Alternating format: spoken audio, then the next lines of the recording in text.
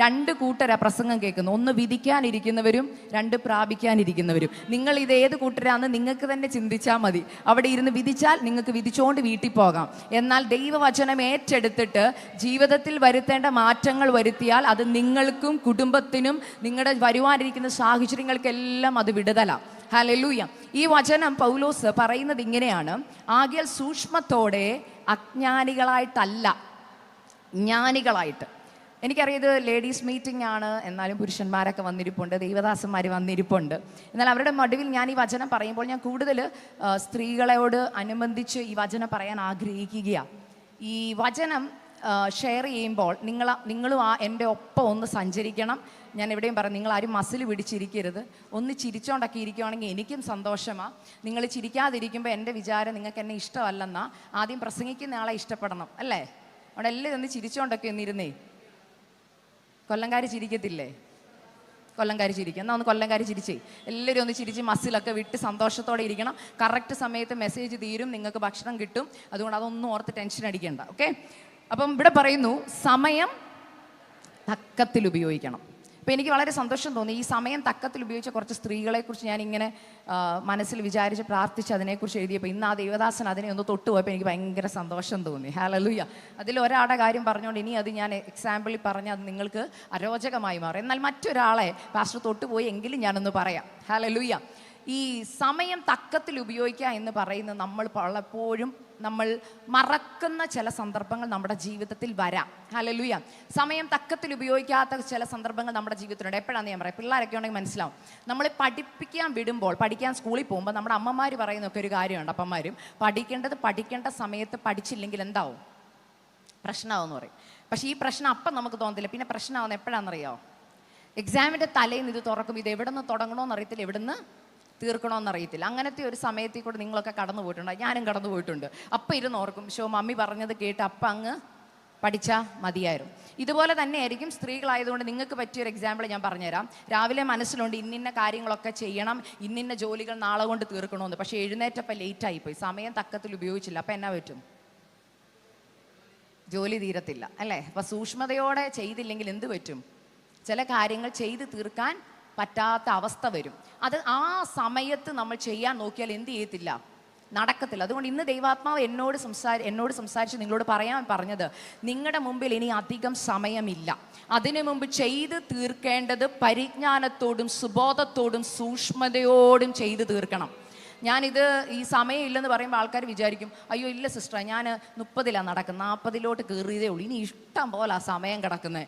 ഇന്നലെ ഞാൻ ഇങ്ങനെ ന്യൂസ് പേപ്പറിലൊക്കെ ഇങ്ങനെ കണ്ട ഒരു കാര്യം, ഞാൻ യാത്രയിൽ ഇങ്ങനെ എൻ്റെ പിതാവുമായിട്ട് സംസാരിക്കാനിടയായി തീർന്നു. പണ്ടൊക്കെ എൻ്റെയൊക്കെ കുഞ്ഞുനാളിൽ ഈ നിര്യാതരായി എന്നുള്ള പത്രത്തിൻ്റെ പേജ് എടുത്ത് നോക്കിയാൽ എല്ലാവരുടെയും വയസ്സ് എത്രയായിരുന്നറിയോ? 70, 80 അങ്ങനെയൊക്കെ ഉള്ളായിരുന്നു. പിന്നെ അപൂർവമായിട്ട് എവിടെയെങ്കിലും കൂടിപ്പോയ 40 എന്ന് പറയുമ്പോൾ നമ്മൾ അയ്യോ ചെറുപ്പക്കാരനാണ് മരിച്ചത്.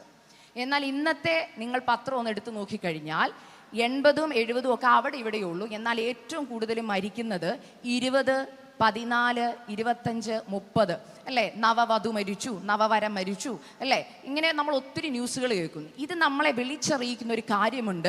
നമ്മൾ ഇവിടെ വന്നിരിക്കുമ്പോഴും നമ്മുടെ മുകളിൽ, എൻ്റെ മുകളിൽ ഒരു ക്ലോക്ക് ഇങ്ങനെ ഓടിക്കൊണ്ടിരിക്കുകയാണ്. എന്തിൻ്റെയാണെന്നറിയോ? എൻ്റെ ആയുസ്സിൻ്റെ, ഹല്ലേലൂയ, എൻ്റെ വിളിയുടെ ക്ലോക്ക് ഇങ്ങനെ തീർന്നുകൊണ്ടിരിക്കുകയാണ്. അത് തീരുന്നുണ്ടോ എന്ന് എനിക്കറിയത്തില്ല, പക്ഷെ എന്നിൽ വ്യാപരിക്കുന്ന പരിശുദ്ധാത്മാവിനറിയാം. അതുകൊണ്ട് പരിശുദ്ധാത്മാവ് നമ്മളെ ബുദ്ധി ഉപദേശിക്കുക. നിന്റെ മുമ്പിൽ സമയമില്ല, നാളെയാകാം, നാളെ ഞാൻ ശരിയാകാം, നാളെ ഇന്ന കാര്യം ക്രമീകരിക്കാമെന്ന് ചിന്തിച്ചു കഴിഞ്ഞാൽ സമയം തീരും കേട്ടോ. ഹല്ലേലൂയ. അതുകൊണ്ട് ഇവിടെ പൗലോസ് നമ്മളെ ബുദ്ധി ഉപദേശിക്കുക. ഹല്ലേലൂയ. എല്ലാ സഹോദരിമാരും ഇതൊന്ന് നല്ലതായിട്ട് ചെവി തുറന്ന് കേൾക്കണം കേട്ടോ. സമയം തക്കത്തിൽ ഉപയോഗിക്കുക. ഹല്ലേലൂയ. ഏത് സമയമാ? ഭാര്യ എന്നുള്ള നിലയ്ക്ക് ദൈവം നിങ്ങൾക്ക് അനുവദിച്ചിരിക്കുന്ന ഒരു സമയമുണ്ട്. ചിലപ്പോൾ ഭർത്താവ് നിങ്ങൾ ഉദ്ദേശിക്കുന്ന സമയത്തിന് മുമ്പേ മരിച്ചു പോയെന്നിരിക്കാം, അല്ലേ? 100 വർഷം ഞങ്ങൾ ഒരുമിച്ച് ജീവിക്കും നമുക്ക് പറയാൻ പറ്റുമോ? ഉഭയസമ്മതം ചെയ്തപ്പോൾ അങ്ങനെ ആരെങ്കിലും പറഞ്ഞു ഉഭയസമ്മതം ചെയ്തവരുണ്ടോ? അടുത്ത 80 വർഷം ഈ അച്ചാച്ചൻ്റെ ഭാര്യയായിട്ട് ഞാൻ ഇരുന്നോളാം എന്ന് ആരെങ്കിലും ഉഭയസമ്മതം ചെയ്തോ? ഇല്ല. അവിടെ നമ്മൾ പറയുന്ന ഒരു ഉഭയസമ്മത വാചകം ഉണ്ടെന്നറിയോ? മരണം നമ്മെ വേർപിരിക്കുന്നിടം വരെ. കല്യാണം കഴിഞ്ഞ് പിറ്റേ ദിവസം മരിച്ച ഭർത്താക്കന്മാരുള്ളവരുണ്ടല്ലേ? അന്ന് രാത്രി മരിച്ചവരുണ്ട്. ഈ കഴിഞ്ഞ ദിവസം ഞാൻ പത്രത്തിൽ കണ്ടു, വിവാഹം കഴിഞ്ഞ് മടങ്ങിപ്പോകവേ വണ്ടി ഇടിച്ച് മരിച്ചു. വിവാഹത്തിന് ഒരുങ്ങാൻ പോയൊരു കൊച്ചു മരിച്ചു. അപ്പം ഞാൻ ഓർത്ത്, ദൈവമേ ഇതെന്തൊരു കഷ്ടമല്ലേ, എത്രയൊക്കെ സ്വപ്നങ്ങളാണ്. അവർ പോലും നിർണ്ണയിക്കാത്ത മരണം അവരെ പിടിച്ചടക്കുമ്പോൾ ഹല്ലേലൂയ, അവർക്ക് പലത് ചെയ്യാനുണ്ടായിരുന്നു. ഞാൻ പലപ്പോഴും ചിലർ മരണക്കിടക്കെ കിടക്കുമ്പോൾ പറയുന്ന കാര്യങ്ങൾ ഞാൻ കേട്ടിട്ടുണ്ട്. സിസ്റ്ററെ, അല്പം കൂടെ സമയം കിട്ടിയിരുന്നെങ്കിൽ, എനിക്ക് ഒരവസരവും കൂടെ ദൈവം തന്നാൽ. അങ്ങനെ പറഞ്ഞവരാരെങ്കിലും ഇതിനകത്തുണ്ടോ? കർത്താവേ, എന്നെ ഒരിക്കൽ കൂടി ഒന്ന് ഓർക്കണേ, ഒരവസരം കൂടെ തന്നാൽ ഞാൻ നന്നായിട്ട് ഓടാം. അപ്പം ഇതുവരെ ഓടിയത് എങ്ങനെയായിരുന്നു? എനിക്ക് തോന്നിയതുപോലായിരുന്നു. മരണക്കിടക്കല്ലേ ചിലരൊക്കെ തീരുമാനം എടുക്കുന്നത്. അപ്പം ചില കഷ്ടത ദൈവം അനുവദിക്കുക. എന്തിനാണെന്നറിയോ? ഇനിയുള്ള സമയം പാഴാക്കാതിരിക്കാൻ. ഞാൻ ദൂത് ഇങ്ങനെ പറഞ്ഞു വരുമ്പോൾ നിങ്ങൾക്കത് മനസ്സിലാവും എന്തുകൊണ്ടെന്ന്. ഹല്ലേലൂയ. സമയം തക്കത്തിൽ ഉപയോഗിക്കാൻ പരിശുദ്ധാത്മാവ് ഇവിടെ പറയാൻ കാരണം, അവിടെ പറയുന്നുണ്ട് ഇത് ദുഷ്കാലമായതുകൊണ്ടാണ്. ദുഷ്കാലത്തിൻ്റെ പ്രത്യേകത എന്താണെന്നറിയാമോ? നമ്മൾ ഉദ്ദേശിച്ചതൊന്നും ചെയ്യാൻ പറ്റത്തില്ല. ആണോ? ഇവിടെ ഇരിക്കുന്ന എല്ലാവർക്കും അനുഭവമുള്ളൊരു കാര്യം പറയട്ടെ. ഇവിടെ എല്ലാവർക്കും ഫോണുണ്ടല്ലോ അല്ലേ? ഇല്ലേ? എല്ലാവർക്കും ഫോണുണ്ട്. ഫോണില്ലാത്തവരാരും ഇല്ല. ഇന്ന് കൊച്ചു പിള്ളേർക്ക് വരെ ഫോണുണ്ട്. ഈ ഫോൺ നമ്മുടെ ഒത്തിരി സമയം എടുക്കുന്നുണ്ട്. എങ്ങനെയാണെന്ന് അറിയണമെങ്കിൽ ഒറ്റ കാര്യം ചെയ്താൽ മതി. വെറുതെ ഒന്ന് യൂട്യൂബിലെ റീൽസ് നോക്കിയാൽ മതി. ആൻറ്റിമാർ പറയുക, അയ്യോ അതെന്താണെന്ന് എനിക്ക് അറിയത്തില്ല മക്കളെ. കൊച്ചുമക്കളോട് ചോദിച്ചാൽ മതി, എന്താ മോനെ യൂട്യൂബിലെ റീൽസ് എന്ന്. അതിങ്ങനെ ഒരു ഷോർട്ടാണ്, അധികം സമയമൊന്നും ഇല്ല കേട്ടോ, 1 മിനിറ്റിന് താഴെ ഉള്ളൂ. അതിങ്ങനെ തോണ്ടി തോണ്ടി പിള്ളേരിരിക്കാൻ നിങ്ങൾക്ക് കാണാം. 1 കണ്ടു, 2 കണ്ടു, 3 കണ്ടു, ഇങ്ങനെ ഇരിക്കുക. 5 മിനിറ്റിനുള്ളിൽ തീർക്കുമെന്ന് ഓർക്കുന്ന സാധനം തീരുന്നത് എത്ര മണിക്കൂർ കഴിഞ്ഞാണെന്നറിയോ? 1-2 മണിക്കൂർ കഴിഞ്ഞ്. രാത്രിയുടെ യാമങ്ങളിൽ ഈ കുഞ്ഞുങ്ങൾ ഉണർന്നിരുന്ന് ഇത് കണ്ടുകൊണ്ടിരിക്കുക. അപ്പം എന്താ പറ്റുന്ന വെച്ചാൽ, ഈ കാണുന്നത് പലതും നമ്മുടെ ഹൃദയങ്ങളിലേക്ക് എന്ത് ചെയ്യുക? കയറിക്കൂടുക. ഇത് കയറിക്കൂടിയിട്ട് പറ്റുന്നത് നമ്മുടെ സ്വഭാവത്തിന് മാറ്റം വരാൻ തുടങ്ങി, നമ്മുടെ കാഴ്ചപ്പാടുകൾക്ക് മാറ്റം വരാൻ തുടങ്ങി, നമ്മൾ എടുക്കുന്ന തീരുമാനങ്ങളിൽ വരെ മാറ്റം തുടങ്ങി. നേരത്തെയൊക്കെ ആണ്ഡ്രതിയോഗത്തിന് ചിലർ തീരുമാനം എടുക്കും, കർത്താവ് ഈ വർഷം തൊട്ട് ഞാൻ അങ്ങനെ ചെയ്തോളാം, ഇങ്ങനെ ചെയ്തോളാം. ചിലർ ഡയറ്റിൻ്റെ തീരുമാനം എടുക്കും. എന്നാൽ ഇതൊക്കെ തെറ്റിക്കുന്ന എപ്പോഴാണെന്നറിയോ? ഡയറ്റ് എടുക്കാൻ തീരുമാനമെടുത്ത ഒരാൾ ജാനുവരി 1-ാം തീയതി തീരുമാനമെടുത്തു. ഹല്ലേലൂയ, രാവിലെ നല്ല ഡയറ്റിലുള്ള നല്ല ഫുഡ് കഴിച്ചു, ഉച്ചയ്ക്കും കഴിച്ചു. എന്നാൽ വൈകുന്നേരം ഒന്ന് ക്ഷീണം തീർക്കാൻ ഇരുന്നപ്പോൾ റീൽസിൽ നല്ല മന്തിയും നല്ല ബിരിയാണിയും കണ്ടത്. അപ്പം പറയാം, ഇനി അടുത്ത വർഷം എന്ത് ചെയ്യാം? ഡയറ്റ് തുടങ്ങാം. അങ്ങനെ തീരുമാനം മാറ്റുന്നവരുണ്ട്. അപ്പം എന്താ പറ്റുന്നത്? ആ ഒരു വർഷത്തെ സമയം പോവുക. ചിലർ പറഞ്ഞില്ല, ഇന്ന് ഞാൻ നന്നാവുന്നില്ല, നാളെ നന്നാവാം. എന്തായാലും ഇത്രയായി, ഇന്ന് രാത്രി 12 മണി കഴിഞ്ഞിട്ട് ഞാൻ നന്നാവാം. അല്ലെങ്കിൽ പരിശുദ്ധാത്മാവ് പറയാ, ഇന്നെന്നുള്ളത് നീ നാളേക്ക് മാറ്റിവെക്കുന്ന ഓരോ കാര്യങ്ങളും ഹല്ലേലൂയ നമ്മുടെ സമയത്തെ വേസ്റ്റ് ആക്കുന്ന കാര്യങ്ങളെ തിരിച്ചറിഞ്ഞില്ലെങ്കിൽ അപകടത്തിലേക്കാണ് നമ്മുടെ പോക്ക്. മനസ്സിലായെന്ന് വിശ്വസിക്കുന്നു. ഇവിടെ സമയം തക്കത്തിൽ ഉപയോഗിച്ച ഒരു സ്ത്രീയെ ഞാൻ പെട്ടെന്ന് നിങ്ങൾക്കൊന്ന് പരിചയപ്പെടുത്താൻ പോവുകയാണ്. ന്യായാധിപന്മാരുടെ പുസ്തകം 4-ാം അധ്യായത്തിൽ യായേലിനെ കുറിച്ച് പറഞ്ഞിട്ടുണ്ട്. യായേൽ ദൈവദാസൻ അതിനെക്കുറിച്ച് പറഞ്ഞു. എന്നാൽ യായേലിനെ കുറിച്ച് എനിക്ക് വളരെ സന്തോഷം തോന്നിയ ഒരു കാര്യം ഞാൻ നിങ്ങളോട് പറയാം. യായേൽ വളരെ ബുദ്ധിമതിയായ ഒരു സ്ത്രീയായിരുന്നു. എനിക്ക് തോന്നുന്നു ബൈബിളിൽ യോദ്ധാക്കന്മാരുണ്ട്, യോദ്ധാവൾ അല്ലേ, യുദ്ധം ചെയ്യുന്നവർ. എന്നാൽ ഞാൻ വിശ്വസിക്കുന്നു അവരൊക്കെ യുദ്ധക്കളത്തിൽ യുദ്ധം ചെയ്തപ്പോൾ ഹല്ലേലൂയ വിവേകമുള്ള, ഹല്ലേലൂയ ഞാൻ പറയുന്ന ആത്മീക കാഴ്ചപ്പാടിൽ നമ്മൾ നോക്കിയാൽ വിവേകമുള്ള, ആത്മമണ്ഡലങ്ങളെ തിരിച്ചറിയാൻ കഴിയുന്നവൾ, പ്രാർത്ഥനാ ജീവിതമുള്ളവൾ, ദേശത്തെക്കുറിച്ച് ചിന്തയുള്ളവൾ, തൻ്റെ ജനത്തെക്കുറിച്ച് ചിന്തയുള്ളവൾ. ഹല്ലേലൂയ അവൾ പ്രാർത്ഥനാ മുറിയിൽ പ്രാർത്ഥിക്കുമ്പോൾ അറിയാം എവിടെ എന്ത് അനർത്ഥമാണ് വരുന്നെന്ന്. ഹല്ലേലൂയ ആരോട് ഏത് രീതിയിലാണ് ശത്രു പോരാടുന്നെന്ന്. ഇതേ പോരാട്ടമുണ്ടെന്ന് മനസ്സിലാക്കിയ യായേൽ ഹല്ലേലൂയ അവിടെ പറയുന്നുണ്ട്, ഹല്ലേലൂയ ഇസ്രായേൽ ജനത്തെ 20 വർഷമായിട്ട് അടക്കി വെച്ച ഒരു ഹല്ലേലൂയ ഒരു ദേശാധിപതി ശക്തി ഉണ്ടായിരുന്നു. ഹല്ലേലൂയ അവരുടെ സേനാധിപതിയുടെ പേരാ സീസറ. ഹല്ലേലൂയ അവന് 900 പകരം എന്തുണ്ട്? രഥങ്ങളുണ്ട്, ഇരുമ്പ് രഥം. ഒന്നോർത്തെ, ഇത്രയും ആയുധ ബലമുള്ള, ഇത്രയും വലിയ ശക്തിയുള്ള സീസറ എന്ന് പറയുന്ന ഒരാൾ. ബാക്കി എല്ലാ യോദ്ധാക്കളെയും നമ്മൾ ബൈബിളിൽ എടുത്തു കഴിഞ്ഞാൽ അവരൊക്കെ യുദ്ധത്തിന് പോയി ഫൈറ്റ് ചെയ്ത് യുദ്ധം നേടി വന്നല്ലേ. ശിംശോനൊക്കെ ആണെങ്കിൽ പച്ച കഴുതത്താടിയെടുത്ത് എന്ത് ചെയ്തു? കുന്നൊന്ന്, കുന്ന് 2, കുന്ന് 3 എന്ന് പറഞ്ഞ് കൊന്നപ്പോൾ ഇവിടെ ദാണ്ട് ഒരു ആയുധവും ഇല്ലാത്ത ഒരു യായേൽ നിൽക്കുകയാ. ഈ യായേൽ സമയം തക്കത്തിൽ ഉപയോഗിച്ചവളാ. അതായത് അവക്കൊന്ന് ചിന്തിക്കേണ്ടി വന്നില്ല. കാരണം അവൾക്ക് കിട്ടേണ്ട അരുളപ്പാട് പ്രാർത്ഥനാ മുറിയിൽ പരിശുദ്ധാത്മാവ് അവളോട് അറിയിച്ചിട്ടുണ്ട്. ഇന്ന് പരിശുദ്ധാത്മാവ് ചില മാതാക്കളോട് പറയുക, നിന്റെ തലമുറയ്ക്കെതിരെ ആധിപത്യം സ്ഥാപിക്കുന്ന ചില സീസറയുടെ ശക്തികളുണ്ട്. നിന്റെ കുടുംബജീവിതത്തെ തകർക്കുന്ന ചില സീസറയുടെ ശക്തികളുണ്ട്. ഇന്ന് പലപ്പോഴും പലരും അതിനെ ഹല്ലേലൂയ സീരിയസ് ആയിട്ട് എടുക്കുന്നില്ല. ഞാനിത് പറയാൻ കാരണം എനിക്ക് ഒരുപാട് പ്രാർത്ഥനാ വിഷയങ്ങളൊക്കെ പലരും ഫോണിൽ കൂടെ ഒക്കെ വിളിച്ച് പറയുന്നവരാ. ഇന്ന് ഏറ്റവും കൂടുതൽ എന്നോട് ചോദിക്കുക, നിങ്ങൾ സിസ്റ്ററെ കിട്ടുന്ന ഏറ്റവും കൂടുതൽ പ്രയോറിറ്റി ചെയ്യുമ്പോൾ പ്രാർത്ഥനാ വിഷയം എന്താണെന്ന് ചോദിച്ചാൽ രണ്ട് പ്രാർത്ഥനാ വിഷയം. ഒന്ന്, കുടുംബജീവിതത്തിൽ പ്രശ്നമാണ് സിസ്റ്റർ, ഡൈവോഴ്സിന് ഒരുങ്ങുക. 2, തലമുറ കൈവിട്ടുപോയി. ഇതാണ് 2 വിഷയങ്ങൾ ഏറ്റവും കൂടുതൽ ഇരുന്ന് പ്രാർത്ഥിക്കേണ്ട വിഷയമാണ്. അപ്പം ഞാൻ ഓർത്ത്, കർത്താവേ, പണ്ടത്തെ അമ്മമാര് എങ്ങനെ ഇത് ജയിച്ചത്? അപ്പം നമ്മൾ പറയും പണ്ടത്തെ അമ്മച്ചിമാർക്ക് കുഴപ്പമില്ല, കാരണം നമ്മളൊക്കെയല്ലേ അവരുടെ മക്കൾ, അല്ലേ? അപ്പം നിങ്ങൾ പറയും ഞങ്ങൾക്ക് ഫോണില്ലായിരുന്നു. ഞങ്ങൾക്ക് ഫോണില്ലായിരുന്നു, ഞങ്ങളൊക്കെ അപ്പനും അമ്മയും പറയുന്നത് കേട്ട് അനുസരിച്ച് ജീവിച്ചവരാ. ഞാൻ ചോദിക്കട്ടെ, അതാണോ 100% അതിൻ്റെ ഫുൾ ക്രെഡിറ്റ് നിങ്ങൾക്കാണോ? ആണോ?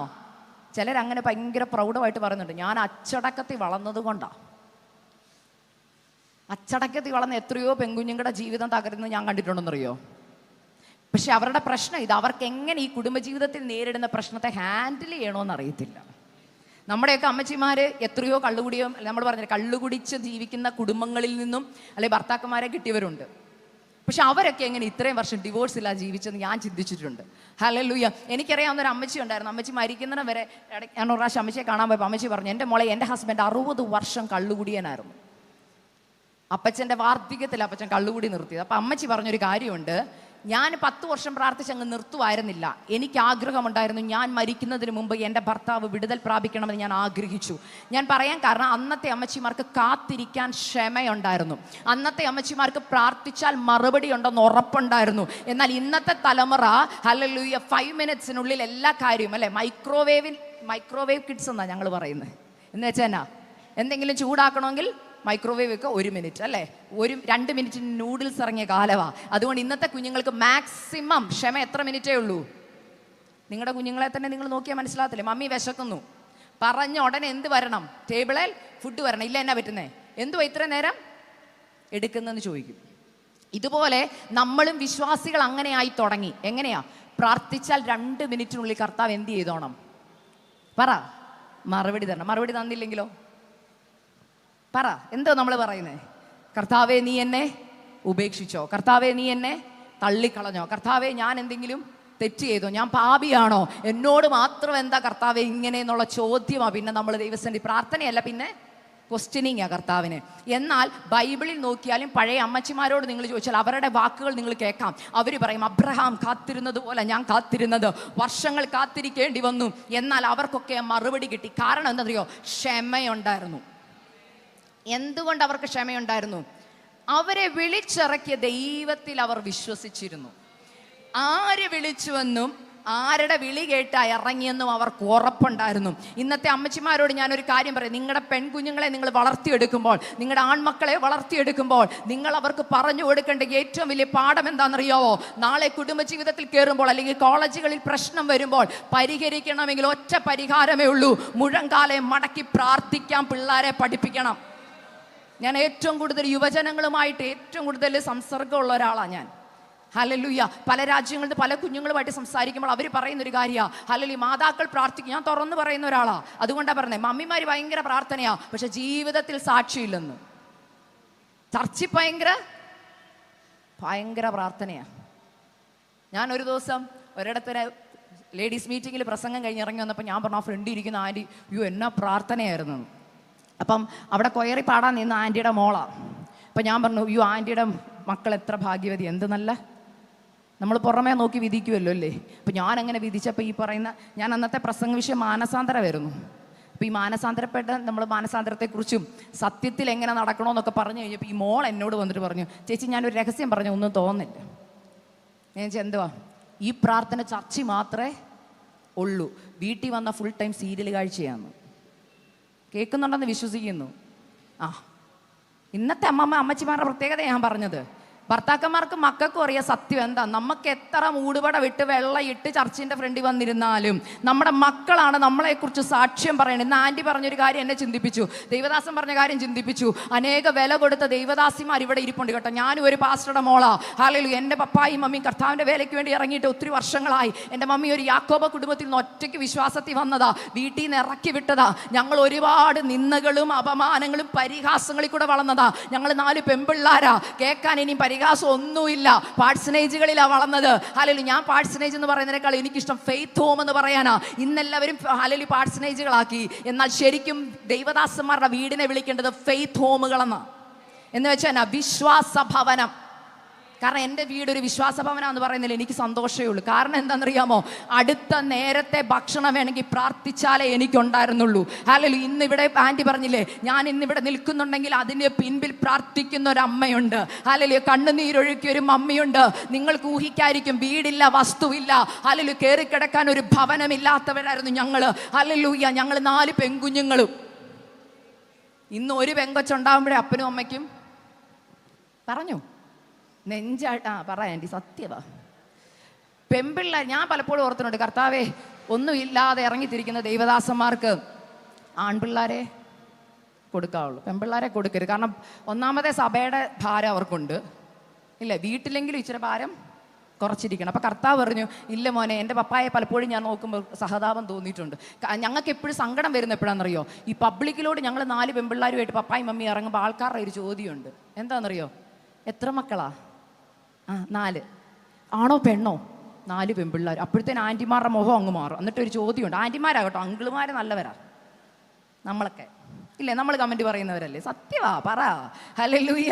നമ്മൾ പറയുന്നത് എന്നാ അറിയോ? അയ്യോ, 4 പെൺപിള്ളാരോ, കഷ്ടമുണ്ട് കേട്ടോ. ഒരാൺകുഞ്ഞില്ലാണ്ടായി പോയല്ലോ പാസ്റ്റർക്ക്. പപ്പ മിണ്ടാതെ സങ്കടപ്പെട്ട് പോകുന്ന പോലെ ഞങ്ങൾക്ക് തോന്നിയിട്ടുണ്ട്. കർത്താവേ, ഞങ്ങളുടെ കുറ്റമല്ലല്ലോ 4 പെൺപിള്ളാരായത്. അങ്ങനെ ചിന്തിച്ചുകൊണ്ടിരിക്കുമ്പോൾ അതാണ് ഞങ്ങളുടെ മമ്മി ചിരിച്ചോണ്ട്, നല്ല ചിരിച്ച് നല്ല മുഖത്തോടെ ഇങ്ങോട്ട് വന്നിട്ട്, അതിനെന്താ 4 പെൺപിള്ളാരായാലും എന്താ? അല്ല അമ്മാമ്മേ, വീടും ഇല്ല, വസ്തുവും ഇല്ല, നിങ്ങളിങ്ങനെ ഫെയ്ത്ത് ഹോമിൽ കഴിയുമ്പോൾ ഈ 4 പെൺപിള്ളാരെ എങ്ങനെ കെട്ടിച്ചു വിടും? അവരുടെ ചിന്ത, ഞങ്ങൾ കൊച്ചു മക്കളാ, മനസ്സിലാവുന്നുണ്ട്. കെട്ടിച്ചു വിടുന്നതിനെ കുറിച്ച് അന്ന് ചിന്ത. അന്ന് കെട്ടിച്ചു വിടുന്നതിനെ കുറിച്ച് ചോദ്യം ചോദിക്കുമ്പോൾ മമ്മി പറയുന്നൊരു വാക്കുണ്ട്, അവർ 4 പെണ്ണല്ല 4 പൊന്നാണ്. എങ്ങനെ പറയുന്നറിയോ? വളരെ ദൃഢധൈര്യത്തോടെ പറയും, ശരി, എനിക്ക് ദൈവം 4 പെൺപിള്ളാരെയാണ് തന്നത്, എന്നാൽ അവർ ദൈവകൃപയിൽ വളർന്നാൽ 4 പെണ്ണല്ല 4 പൊന്ന. ഫിലിപ്പോസിന്റെ 4 പെൺമക്കളെ പോലെ കർത്താവിന്റെ രാജ്യത്തിന് വേണ്ടി നിൽക്കുന്ന 4 പോരാളികളാക്കി മമ്മി ഞങ്ങളെ വളർത്തി. ഹല്ലേലൂയ. എനിക്ക് ഇന്നിവിടെ നിൽക്കുമ്പോൾ വളരെ സന്തോഷമുണ്ട്. ഞങ്ങൾ 4 പെൺകുഞ്ഞുങ്ങളും കർത്താവിൻ്റെ വേലയിലാ. ഹല്ലേലൂയ. അതിൻ്റെ കാരണം മറ്റൊന്നുമല്ല, കരയുന്ന സമയം തക്കത്തിൽ ഉപയോഗിച്ചൊരു മമ്മി വീട്ടിലുള്ളത് കൊണ്ടാണ്. എല്ലാ പാസ്റ്റർമാരോടും ആൻറ്റിമാരോടും, ഇന്ന് പാസ്റ്റർ അമ്മമ്മമാരെ ഇവിടെ വിളിച്ചിരുത്തി ആദരിച്ചപ്പോൾ ഭയങ്കര സന്തോഷം തോന്നി എനിക്ക്. നിങ്ങൾ ശരിക്കും നോക്കിയാൽ ഒട്ടും ആദരവ് കിട്ടാത്ത ആൾക്കാരാരാന്നറിയോ? പറ. പാസ്റ്റർമാർ, ആൻറ്റിമാരാ. ഞാനൊരു പാസ്റ്ററുടെ മോളായതുകൊണ്ട് സഭയ്ക്കുള്ളിലും ഫെയ്ത്ത് ഹോമുകളിലും സെൻറ്ററിലും ഒക്കെ നടക്കുന്ന ആർക്കറിയാം? നമ്മൾ പറയും പാസ്റ്റർമാരുടെ മക്കളെല്ലാം കണ്ട് വളർന്ന കുഞ്ഞുങ്ങളാ, അല്ലേ? ഹല്ലേലൂയ. സത്യസന്ധമായിട്ട് പറഞ്ഞാൽ നമ്മൾ പാസ്റ്റർ ആൻറ്റിമാരെ ആദരിക്കാറില്ല. നിങ്ങൾ ആദരിക്കുന്നുണ്ട്, അതുകൊണ്ടല്ലേ ഇവിടെ എല്ലാവരും ഇരുന്നത്. നിങ്ങളുടെ കാര്യം അല്ല ഞാൻ പറഞ്ഞത്. ഇനിയുള്ളവർ കേട്ടെങ്കിലും ഇതിനൊരു മാറ്റം വരണം. ആദരിക്കുന്നതിന് നന്ദി. ഇവിടെ ആദരിക്കാതെ മരിച്ചു കിടന്നിട്ട് അമ്മാമ്മ എങ്ങനെയായിരുന്നു, അമ്മാമ്മ ഇങ്ങനെയാന്ന് പറഞ്ഞിട്ട് കാര്യമുണ്ട്? അമ്മാമ്മ കേൾക്കുന്നുണ്ടോ? എന്നാൽ നിങ്ങൾ അവർക്കൊന്ന് കൈ കൊടുത്തിട്ട്, അമ്മാമ്മ ഈ ഒരു വർഷം ഞങ്ങൾക്ക് വേണ്ടി പ്രാർത്ഥിച്ചതിന് നന്ദി ആൻറ്റി. ആൻറ്റിയുടെ പ്രാർത്ഥനയെ ഞങ്ങളെ നിർത്തിയത്. കാരണം എനിക്കറിയാം, എല്ലാ ദൈവദാസന്മാരും ദൈവദാസിമാരും രാത്രിയുടെ യാമങ്ങളിൽ അവർ ഉറങ്ങാതെ, ഹല്ലേലൂയ, സഭയിലെ ഓരോ വിശ്വാസി കുടുംബങ്ങൾക്ക് വേണ്ടി അവരിടിവിൽ നിൽക്കുമ്പോൾ നിങ്ങൾ അവരെ കാണാതെ പോകരുത് കേട്ടോ. അവരെ ഹല്ലേലൂയ ഗമനിക്കാതെ പോകരുത് കേട്ടോ. അവരവരുടെ തലമുറകൾക്ക് വേണ്ടി കരയുന്നത് പോലെ തന്നെ ദൈവമക്കൾക്ക് വേണ്ടി കരയുന്നവരാ. ഹല്ലേലൂയ. ഞാനത് കണ്ടു വളർന്നൊരു കൊച്ചായത് കൊണ്ടാണ് പറയുന്നത്. ഞാൻ എപ്പോഴും എൻ്റെ പപ്പായോടും മമ്മിയോടും പരാതി പറഞ്ഞിട്ടുള്ളൊരു കാര്യമുണ്ട്. പപ്പായ്ക്കും മമ്മിക്കും ഞങ്ങളെക്കാൾ ഇഷ്ടം സഭാവിശ്വാസികളെയാണ്. ഞാൻ എൻ്റെ ടെസ്റ്റ് മണി പറഞ്ഞപ്പോൾ ഒരാൾ എന്നോട് വന്ന് ചോദിച്ചു, മോൾ എപ്പോഴും മമ്മിയെക്കുറിച്ചാണ് പറഞ്ഞത്, പപ്പായെക്കുറിച്ചൊന്നും. അതിൻ്റെ റീസൺ എന്താണെന്നറിയോ? ഈ സമൂഹത്തിൽ ഞാൻ പറയാം, എൻ്റെ പപ്പായെ ഞങ്ങൾക്ക് വീട്ടിൽ കിട്ടിയിട്ടില്ല. വീട്ടിൽ കിട്ടിയാലല്ലേ പപ്പായുടെ കൂടെ സമയം സ്പെൻഡ് ചെയ്യാനും അല്ലെങ്കിൽ നമുക്ക് പപ്പായുടെ കാര്യങ്ങളൊക്കെ പറയാനുള്ളൂ. ഏറ്റവും കൂടുതൽ ഞങ്ങൾ സമയം സ്പെൻഡ് ചെയ്ത് ഞങ്ങളുടെ മമ്മിയുടെ കൂടെ. പപ്പ യാത്രകളില്ല, ഹല്ലേലൂയ, മീറ്റിങ്ങുകളില്ല. അപ്പോൾ ഞങ്ങൾ ഭവനത്തിലായിരിക്കുമ്പോൾ വചനം പറഞ്ഞു തന്നതും വിശ്വാസം പഠിപ്പിച്ചതും ഞങ്ങളുടെ മമ്മിയാ. ഇന്ന് ഞാനിത് പറയാൻ കാരണം ഇവിടെ ഇരിക്കുന്ന എല്ലാ സഹോദരിമാരും ഓർക്കണം, നിങ്ങളുടെ കയ്യിൽ അടുത്ത തലമുറയെ ദൈവം ഏൽപ്പിച്ചിട്ടുണ്ടെങ്കിൽ കണക്ക് കൊടുക്കേണ്ടി വരും. ആകയാൽ പ്രാർത്ഥനയിൽ സമയം തക്കത്തിൽ ഉപയോഗിക്കണം. നമ്മൾ പ്രാർത്ഥിക്കും എങ്ങനെയാണെന്നറിയോ? വിഷയങ്ങൾ വന്ന് കഴിഞ്ഞ്. എന്നാൽ യേശു പഠിപ്പിച്ചൊരു പ്രാർത്ഥനയിൽ ഒരു കാര്യമുണ്ട് എനിക്കുണ്ട്. സംഭവിപ്പാനുള്ളതെല്ലാം ഉറക്കെ പറ, ഒഴിഞ്ഞു പോകണം. പിന്നെ പറയുക, മനുഷ്യപുത്രന്റെ മുമ്പിൽ നിൽപ്പാൻ പ്രാപ്തരാകണം. നിങ്ങൾ എന്ത് ചെയ്യണം? സദാകാലവും ഉണർന്നും പ്രാർത്ഥിച്ചുകൊണ്ടിരിക്കും. നമ്മൾ അങ്ങനെ പ്രാർത്ഥിക്കുന്നവരുണ്ടോ? ഇന്ന് ഏറ്റവും കൂടുതൽ ഉപവാസവും പ്രാർത്ഥനയും എപ്പോഴാണ് സഭകളിലും അല്ല വ്യക്തി ജീവിതങ്ങളിൽ കുടുംബങ്ങൾ ഉയരുന്നെന്നറിയാമോ? പാസ്റ്റർ ഞങ്ങളുടെ വീട്ടിൽ ഒരു ഉപവാസ പ്രാർത്ഥന വെക്കണമെന്ന് ചോദിച്ചാൽ പാസ്റ്റർ അടുത്ത ക്വസ്റ്റ്യൻ ചോദിക്കണം, മക്കളൊക്കെ വീട്ടിൽ ശരിയായിട്ടുണ്ടോ എന്ന് ചോദിക്കണം. ജോലി പോയോ? പാസ്റ്ററെ ജോലി പോയി. തോന്നി. കാരണം ഇത്രയും നാൾ നടത്താത്തൊരു ഉപവാസ പ്രാർത്ഥന വീട്ടിൽ എന്ത് ചെയ്യുന്നു? നടത്തുന്നു. ഇതുവരെ വരാത്ത അമ്മാമ്മ എല്ലാ വെള്ളിയാഴ്ച പ്രാർത്ഥനയ്ക്ക് വരുമ്പോൾ ഓർത്തോണം, എവിടെയോ തട്ട് കിട്ടിയിട്ടുണ്ട്. എൻ്റെ മമ്മി പറയുന്ന ഒരു കാര്യമുണ്ട്, എപ്പോഴും ഞാൻ ചിന്തിക്കും. യേശുവിനെ മാതൃകയാക്കാനാണ് നമ്മളോട് ദൈവം പറഞ്ഞു. യേശു ചെയ്തൊരു കാര്യമുണ്ട്. എല്ലാ പ്രശ്നം വരുന്നതിന് മുമ്പും യേശു എന്ത് ചെയ്യും? മലയിൽ മാറി വേറിട്ട് പോയിരുന്ന് പ്രാർത്ഥിക്കുമായിരുന്നു. എന്നാൽ പ്രശ്നം വരുമ്പോൾ യേശു ചെയ്യുന്നതെന്നറിയോ? പടകിൽ തലയിണ വെച്ച് അത്രയും കൊടുങ്കാറ്റിൽ നടുവിൽ സുഖമായിട്ട് കിടന്നുറങ്ങും. ഒരു ചോദ്യം ഞാൻ നിങ്ങളോട് ചോദിക്കട്ടെ, നിങ്ങളിൽ എത്ര പേർ സ്വസ്ഥതയോടെ ഉറങ്ങിയിട്ടുണ്ട്? സത്യസന്ധമായിട്ട് നിങ്ങളോട് തന്നെ ഒന്ന് ചോദിച്ചേ, ഞാൻ എത്ര നാളായി സമാധാനത്തോടെ ടെൻഷൻ ഇല്ലാതെ ഉറങ്ങിയിട്ടെന്ന്. അങ്ങനെ ഉറക്കമില്ലെങ്കിൽ ഓർത്തോ, ഇന്ന് പരിശുദ്ധാത്മാവ് നിങ്ങളെ ബുദ്ധി ഉപദേശിക്കുക. മോളെ, സമയം തക്കത്തിൽ ഉപയോഗിച്ചോ. ചിലത് പിശാച് പദ്ധതി ഇടുന്നുണ്ട്. ഇത് ദുഷ്കാലമാ. തലമുറയെ പിടിച്ചുകൊണ്ട് പോകുവാൻ, തലമുറയുടെ നന്മ അപഹരിക്കുവാൻ, നാളെ അപമാനമാക്കി ദൈവനാമം ദുഷിക്കപ്പെടാതിരിക്കാൻ സമയം തക്കത്തിൽ ഉപയോഗിച്ചോണം. കാരണം അമ്മമാരെ ദൈവം ഏൽപ്പിച്ചിരിക്കുന്ന ജോലിയാ ഉപവാസവും പ്രാർത്ഥനയും. ഹല്ലേലൂയ. യായേൽ ഇവിടെ ചെയ്തത് എന്താണെന്നറിയോ? തൻ്റെ ജനത്തിന്റെ വിടുതലിന് വേണ്ടി അവൾ സമയം തക്കത്തിൽ ഉപയോഗിച്ചു. നമ്മളായിരുന്നെങ്കിൽ എന്ത് ചെയ്തേനെ? നിങ്ങൾ കുറച്ചു നേരം യായേലായിട്ടൊന്ന് ചിന്തിച്ചേ. നിങ്ങളുടെ വീടിനകത്തേക്ക് ദേശത്തെ അടക്കി വാഴുന്ന ഹല്ലേലൂയ ആ ശക്തി കയറി വരിക. കയറി വന്നാൽ നിങ്ങൾ എന്ത് ചെയ്തേനെ? ഞാൻ പറയാം, മോഡേൺ യായേലായ നമ്മൾ എന്ത് ചെയ്യും? അയ്യോ, ഫോൺ എന്ത് ചെയ്യും? പാസ്റ്ററെ ഒന്ന് വിളിക്കട്ടെ. ജെറാൾഡ് പാസ്റ്റർ അമേരിക്ക മീറ്റിങ്ങിന് പോയേക്കുക. എന്തോ എടുക്കും? പാസ്റ്റർ അമേരിക്കയിൽ നിന്ന് പെട്ടെന്ന് വരാൻ പറ്റുമോ? 2 ദിവസം എടുക്കും യാത്ര കഴിഞ്ഞ് ഇവിടെ വരാൻ. അയ്യോ പാസ്റ്റർ ഇല്ല, എന്നൊരു കാര്യം ചെയ്യും, അസിസ്റ്റന്റ് പാസ്റ്ററെ വിളിക്കാം. അല്ലേ വേണ്ട, പാസ്റ്റർ ആൻറ്റിയെ വിളിക്കാം. പാസ്റ്റർ ആൻറ്റി ശുശ്രൂഷയില്ല. നിങ്ങൾ ആരെ വിളിക്കും? ഉടനെ ലിസ്റ്റ് ചെക്ക് ചെയ്യും, പ്രവാചകന്മാരാരെങ്കിലും ഉണ്ടോ എന്ന്. അല്ലേ? പെട്ടെന്ന് വിളിക്കാനുള്ളവരെയൊക്കെ നമ്മൾ വിളിക്കും. ആരും ഇല്ലാണ്ടായ നമ്മൾ എന്ത് ചെയ്യും? പറ. നമ്മൾ എന്താ ചെയ്യുന്നെന്ന് പറ. വീട്ടിൽ നിന്ന് ഇറങ്ങി ഓടും. എങ്ങോട്ട് ഓടും? അടുത്ത വീട്ടിൽ പോവും. എന്തെങ്കിലും നമ്മൾ ചെയ്യും. പക്ഷെ ഈ യായേൽ എന്താ ചെയ്തെന്നറിയോ? നിങ്ങൾക്കറിയാമല്ലോ. ന്യായാധിപന്മാർ പുസ്തകം നിങ്ങളൊന്ന് വീട്ടിൽ പോയി വായിച്ചാൽ 4-ാം അധ്യായത്തിനകത്ത് അവിടെ പറയുന്നൊരു കാര്യമുണ്ട്. അവളെല്ലാം ഒരുക്കി വെച്ചതുപോലെ ഇരിക്കുന്നത്, അല്ലേ? പരവതാനി റെഡിയാന്ന്, നീ ഇങ്ങ് കയറി പോന്നാ മതിയെന്ന്. കഴിഞ്ഞ നാളുകളിൽ ഈ പരവതാനിയിൽ അവൾ കരഞ്ഞിട്ടുണ്ട് കേട്ടോ. ഹല്ലേലൂയ.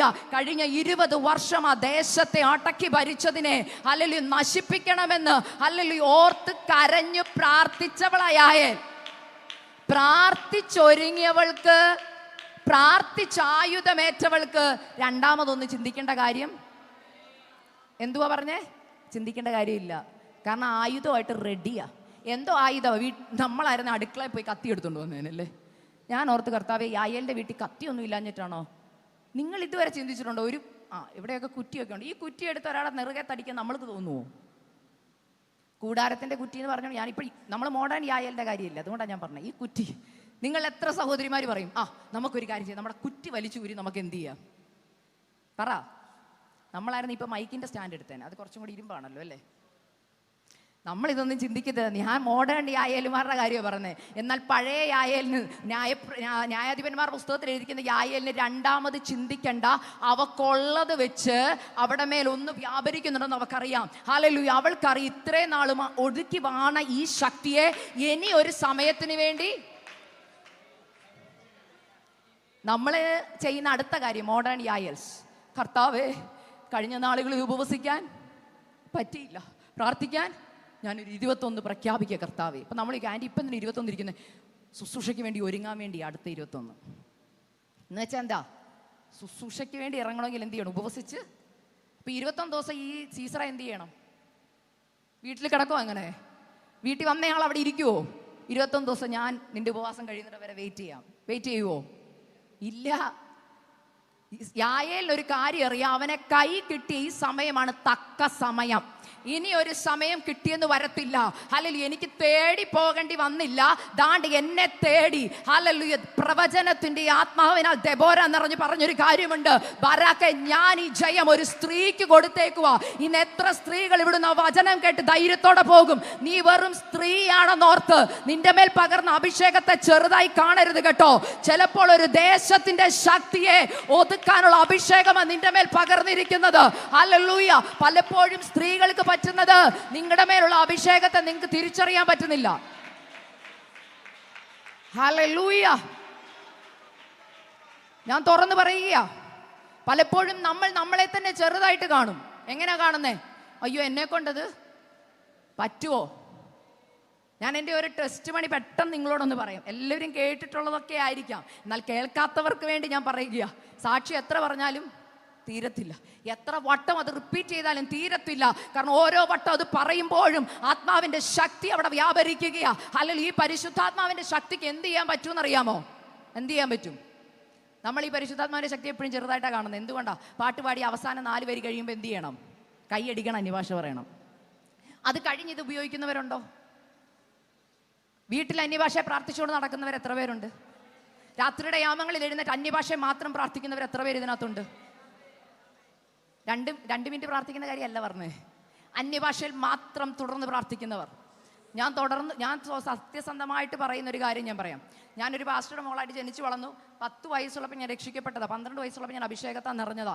എന്നാൽ കഴിഞ്ഞ ഒരു 3 വർഷത്തിന് മുമ്പ് വരെ ഞാൻ അന്യഭാഷ പറയുന്നത് എപ്പോഴാണെന്നറിയോ? പാട്ട് പാടിക്കഴിഞ്ഞ് പിന്നെ കുടുംബ പ്രാർത്ഥന ഞങ്ങൾ ആരാധിക്കണം. അപ്പം അമ്മയ്ക്ക് നിർബന്ധമാണ്, അതുകൊണ്ട് ഞങ്ങൾ കൈയടിച്ച് നല്ലോട്ട് ആരാധിക്കും. മനസ്സിലായോ? എന്നാൽ ഈ അന്യഭാഷയുടെ ഗുണം എന്ത് ചെയ്തിട്ടില്ല? പറ, മനസ്സിലായിട്ടില്ല. ഓ, ഇതിലൊരു ശക്തി ഉണ്ടെന്നൊക്കെ അറിയാം, പക്ഷേ സ്വന്തം ജീവിതത്തിൽ എന്ത് ചെയ്തിട്ടില്ല? ആ ശക്തി അനുഭവിച്ചു. എന്നാൽ ഇന്ന് അതിൻ്റെ എന്തോ പറഞ്ഞൊരു ടിപ്പ് പറഞ്ഞു തരാം. ഇന്ന് തൊട്ട് നിങ്ങളൊന്ന് ചെയ്തു നോക്ക്, ജീവിതത്തിൻ്റെ എല്ലാ മേഖലയിലും വിടുതൽ വരുന്നത് കാണാം. ഞാൻ എൻ്റെ ഒരു അനുഭവ സാക്ഷ്യം പറയാൻ ആഗ്രഹിക്കുക. 2023 ഡിസംബർ മാസത്തിൽ 6-ാം തീയതി ഞങ്ങൾ ഫ്ലോറിഡയിലാണ് താമസിക്കുന്നത് കുടുംബമായിട്ട്. എൻ്റെ ഹസ്ബൻഡ് ജോലി കഴിഞ്ഞ് അന്ന് വന്ന് വീട്ടിലായിരിക്കുന്ന സമയത്ത് പെട്ടെന്ന് എന്നോട് പറഞ്ഞു, നാളെ എനിക്ക് നേരത്തെ ജോലിക്ക് പോകണം, ഇന്ന് നേരത്തെ പ്രാർത്ഥിച്ചിട്ട് നമുക്ക് എന്ത് ചെയ്യണം? കിടക്കണം. അപ്പം അന്ന് ഞങ്ങളുടെ വീട്ടിലൊരു മോളുണ്ട്. ഹല്ലേലൂയ. അവൾ ഹൈന്ദവ വിശ്വാസത്തിൽ നിന്ന് വിശ്വാസത്തിലോട്ട് വന്നതേ ഉള്ളൂ. അവർ ഞങ്ങളുടെ ചർച്ചിലാണ് വരുന്നത്. അപ്പം ഈ മോളെ ദൈവകൃപയാൽ വിശ്വാസത്തിലേക്ക് നേടാൻ കർത്താവ് കൃപ തന്നു. അവളെ വചനം പഠിപ്പിക്കുന്ന ഞാനാ. അപ്പോൾ അവൾക്ക് എപ്പോഴൊക്കെ ഒരു പ്രശ്നം വരും അവൾ ഓടി വന്നിട്ട് എന്നോട് പറയും, ചേച്ചി എനിക്ക് വേണ്ടി പ്രാർത്ഥിക്കാം, ചേച്ചിയോട് ഇന്ന് 2 ദിവസം നിൽക്കുവാന്ന് പറയും. ഞാൻ പറഞ്ഞു നിന്നോളാൻ. അപ്പോൾ ഈ ഡിസംബർ 4-ാം തീയതി ഈ മോൾ ഇതുപോലെ എന്നെ വിളിച്ചിട്ട് പറഞ്ഞു, ചേച്ചി എപ്പോഴും ഈ പരിശുദ്ധാത്മാവിൻ്റെ ശക്തിയെക്കുറിച്ചൊക്കെ പറയുന്നുണ്ടല്ലോ, അഭിഷേകത്തെക്കുറിച്ച്. എനിക്ക് അഭിഷേകം പ്രാപിക്കണം, ഞാൻ ചേച്ചിയോട് വന്ന് 2 ദിവസം നിന്നോട്ടെ എന്ന് ചോദിച്ചു. ഞാൻ പറഞ്ഞു നിന്നോളാൻ. ഇവള് വന്ന് എൻ്റെ കൂടെ 2 ദിവസം നിന്നു, 4-ഉം 5-ഉം. 4-ാം തീയതി നടന്ന കാര്യം എന്ന് പറയുന്നത് ജീവിതത്തിലെ കുറവുകൾ പരിശുദ്ധാത്മാവൊക്കെ വെളിപ്പെടുത്തി കൊടുക്കാൻ തുടങ്ങി. നിങ്ങൾ ഓർക്കണേ, ഇന്നത്തെ തലമുറയുടെ കാര്യമാണ് പറയുന്നത് കേട്ടോ. ഞാൻ പ്രാർത്ഥിച്ചിട്ട് അത് കളയണം ഇത് കളയണം അങ്ങനെ ചെയ്യണമെന്നൊന്നും പറഞ്ഞില്ല. അവിടെ ഇരുന്ന് പ്രാർത്ഥിച്ചു വചനം വായിച്ചു കൊടുത്തു. ഹല്ലേലൂയ. ഗലാത്യ ലേഖനമൊക്കെ വായിച്ചിട്ട് ഞാൻ പറഞ്ഞു, മോളെ, നമ്മുടെ പഴയ മനുഷ്യൻ്റെ സ്വഭാവങ്ങളാണ് ഇതൊക്കെ. എന്നാൽ പുതിയ മനുഷ്യനെ സ്വീകരിച്ചു കഴിയുമ്പോൾ ആത്മാവിൻ്റെ ഫലത്തിൽ വരേണ്ടത് സ്നേഹം, സന്തോഷം, സമാധാനം, ഇതൊക്കെയാണ്. എന്നാൽ പലപ്പോഴും നമ്മുടെ ജീവിതത്തിലുള്ള എന്താ? കോപം, ക്രോധം, ഈർഷ്യ, അസൂയ, ഇതൊക്കെ അങ്ങോട്ട് പറഞ്ഞു.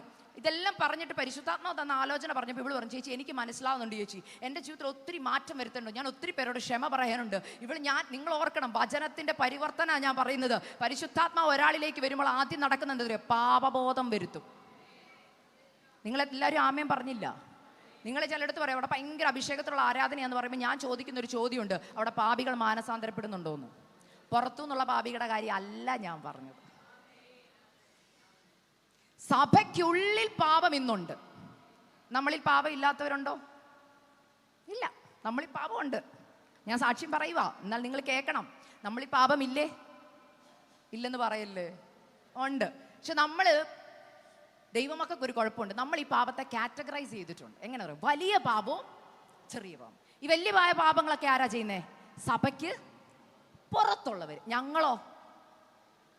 ചെറിയ പാപം. നിങ്ങൾ ബൈബിളിൽ നിന്ന് എനിക്കൊരു വാക്യം എടുത്ത് കാണിക്കുക പാസ്റ്റർ. അങ്ങനെ ഒരു വാക്യമുണ്ടോ പാസ്റ്ററെ? യേശു എവിടെയെങ്കിലും പറഞ്ഞിട്ടുണ്ടോ നിങ്ങളിൽ ചെറിയ പാപം ചെയ്തവൾ വരട്ടെ? ഇല്ല. പാപം എന്നേ വിളിച്ചിട്ടുള്ളൂ. പാപത്തിന് കാറ്റഗറി ഇല്ല. പക്ഷെ അത് ഉണ്ടാക്കിയ ആൾക്കാരാരാ? നമ്മൾ വെറുതെ അത് ആ സഹോദരൻ്റെ ഒരു ചെറിയ ബലഹീനതയാ. എന്തുവാ? നോണ പറയുന്നത്, വീട്ടിൽ വഴക്കുണ്ടാക്കുന്നത്, പിന്നെ നമ്മൾ സഹോദരിമാർ, നിങ്ങൾ പിണങ്ങിയാലും കുഴപ്പമില്ല, പറയാനുള്ള ദൂത് പറയും. മനസ്സിലാകുന്നുണ്ടോ? ചിരിച്ചുകൊണ്ടൊക്കെ മുഖം മാറി, എന്നാലും കുഴപ്പമില്ല, ഞാൻ പറയാം. ഓക്കെ, സഹോദരിമാർക്കുള്ള കുറവ് എവിടാ? ഇപ്പൊ ഈ വായിച്ച FS ലേഖനത്തിനകത്ത് പറഞ്ഞിട്ടുണ്ട്, നിങ്ങളിൽ എന്തുണ്ടാവരുത്? പൊട്ടച്ചൊല്ല്, കളിവാക്ക്, ചേർച്ചയല്ലാത്ത. ഈ ചേർച്ചയല്ലാത്തെന്നൊക്കെ പറയുമ്പോൾ നമ്മൾ ഓർക്കുന്നത് എന്നാ? നമ്മൾ ഇതിനെയൊക്കെ നമ്മുടേതായ രീതിയിൽ എന്ത് ചെയ്യും? വ്യാഖ്യാനിക്കും. എന്നാൽ ചേർച്ചയല്ലാത്തെന്ന് പറയുന്നതിനകത്തുള്ളതാ ഗോസിപ്പിംഗ്. ഒരാടെ കുറ്റം മറ്റൊരാടെ അടുക്ക പറയുന്നത് എന്തുവാ? ചേർച്ചയല്ല. ആർക്കും ഇഷ്ടമല്ല. എന്നാലും ഞാൻ പറയാം, എല്ലാവരുടെയും ചിരിയൊക്കെ മാറി. എന്നാലും ഞാൻ പറയാം, ദൈവമക്കളെ, നമ്മുടെ ഇടയിൽ എന്തുണ്ട്? ഏഷണിയുണ്ട്. നമ്മൾ ഗോസിപ്പ് പറയാറുണ്ട്. നമ്മൾ വിശുദ്ധമായിട്ട് അത് പറയുന്നത് എങ്ങനാ? പ്രാർത്ഥനാ വിഷയമായിട്ടാ. സിസ്റ്ററെ, ഞാൻ അറിഞ്ഞായിരുന്നോ നമ്മുടെ തൊട്ടപ്പുറത്തെ സഹോദരിയുടെ മോൻ ഇങ്ങനെ ഒരു വീഴ്ച വന്നു കേട്ടോ, പ്രാർത്ഥിക്കാനായിട്ട് ആ സഹോദരി എന്നോട് പറഞ്ഞാ, ഞാൻ പ്രാർത്ഥിക്കാത്തതുകൊണ്ട് നിങ്ങളെ എന്ത് ചെയ്യുക? ഇപ്പം എന്നെ വിളിച്ച ഒരാൾ പ്രാർത്ഥിക്കാൻ പറയുന്നുണ്ടെങ്കിൽ എൻ്റെ അടുത്ത് എന്നെ വിശ്വാസം ഉള്ളതുകൊണ്ടല്ലേ എന്നോട് പറഞ്ഞേ. ഞാൻ ചെയ്യുന്നുണ്ടെങ്കിൽ പിന്നെ മറ്റൊരാളെ എനിക്ക് വിളിക്കേണ്ട കാര്യമുണ്ടോ? പക്ഷെ ഞാൻ വിളിക്കൂ എന്ന് പറയുന്നത് എന്തുകൊണ്ടാ? ഇതങ്ങോട്ട് അകത്തിരുന്നിട്ടൊരു സമാധാനം വരുന്നില്ല. ആരോടെങ്കിലും എനിക്കിതൊന്ന് അങ്ങനെയുള്ള ആത്മാവ് ഇതിനകത്തുള്ള ആരെങ്കിലും ഉണ്ടെങ്കിൽ ഇന്ന് അതിനെ ശാസിച്ച് മാറ്റി മാനസാന്തരപ്പെട്ടിട്ട് ഇതിനകത്തൊന്ന് പുറത്തു പോവുള്ളൂ. കാരണം ദൈവമക്കളിൽ നിന്ന് കർത്താവ് ആഗ്രഹിക്കുന്നതെന്നറിയോ? ഒരാളുടെ വിഷമം നമ്മളോട് പറഞ്ഞാൽ അത് നമ്മുടെ ചെവിക്കുള്ളിൽ കേട്ട് നമ്മുടെ ഹൃദയത്തിൽ പോയി കഴിഞ്ഞാൽ അത് പുറത്തോട്ട് പോകരുത്. ഇന്ന് ഏറ്റവും കൂടുതൽ വിശ്വാസവഞ്ചന നടക്കുന്നത് സഭയ്ക്കുള്ളിലാണ്. അതുകൊണ്ട് ഞാൻ പ്രത്യേകം പറയാം, പരിശുദ്ധാത്മാവിനോട് പറഞ്ഞിട്ട് പറയുക, നമ്മുടെ ചില വിടുതലുകൾക്കും നമ്മുടെ തലമുറയ്ക്ക് തടസ്സമായി നിൽക്കുന്നത് നമ്മുടെ നാവ. മനസ്സിലായെന്ന് വിശ്വസിക്കുന്നു.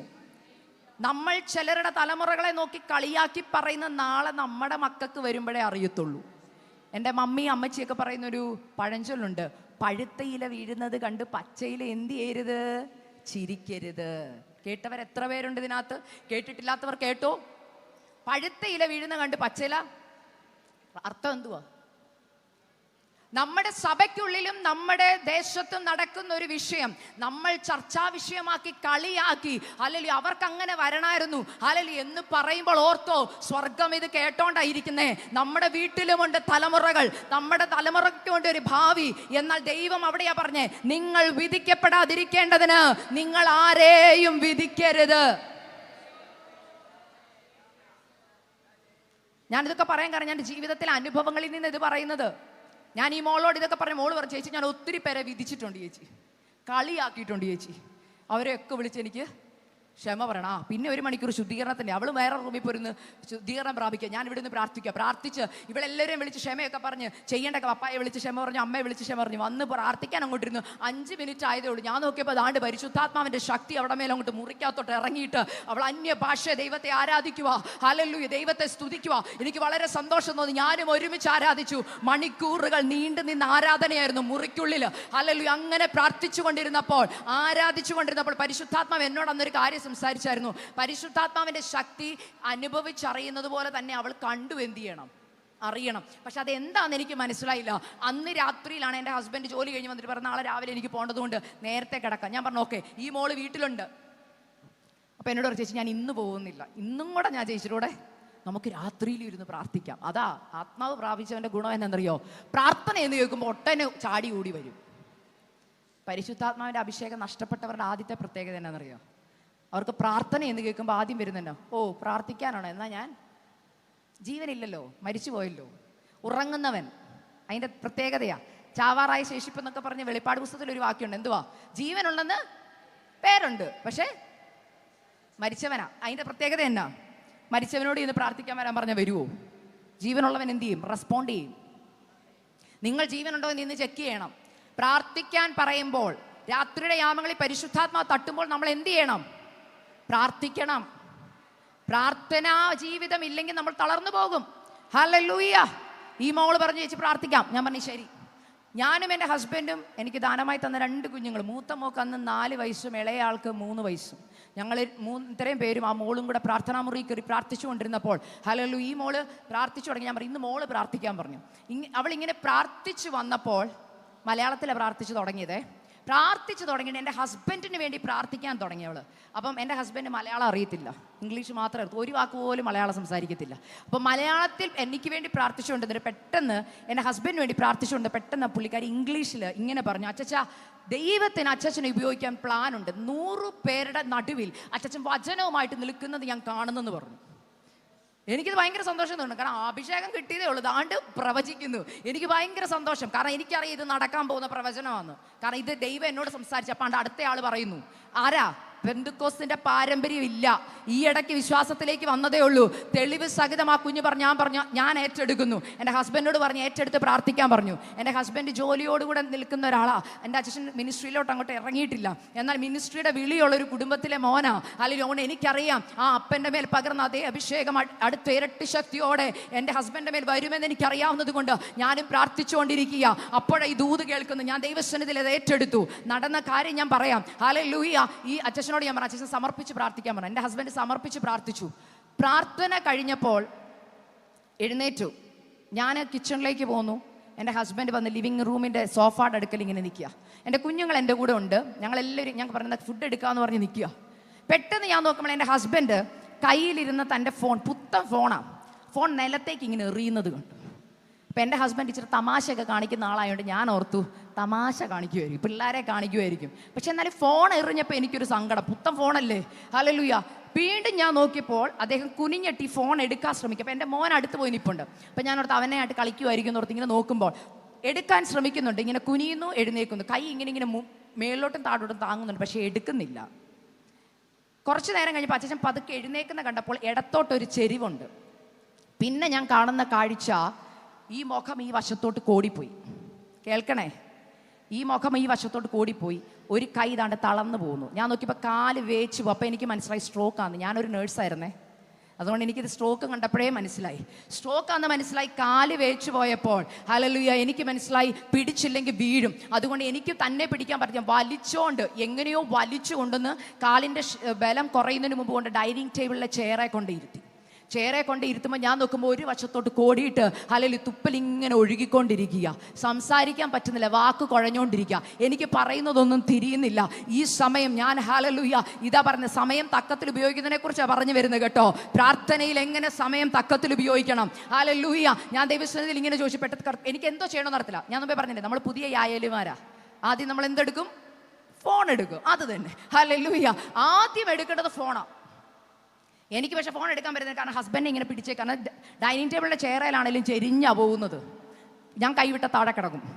അതുകൊണ്ട് ഞാൻ എൻ്റെ കൂടെയുള്ള മോളോട് പറഞ്ഞു, മോളെ ഞങ്ങൾ അവിടെ താമസിക്കുമ്പോൾ പെട്ടെന്ന് വിളിക്കുന്ന 911 ഞാൻ പറഞ്ഞു, പെട്ടെന്ന് 911 വിളിക്കാൻ പറഞ്ഞു.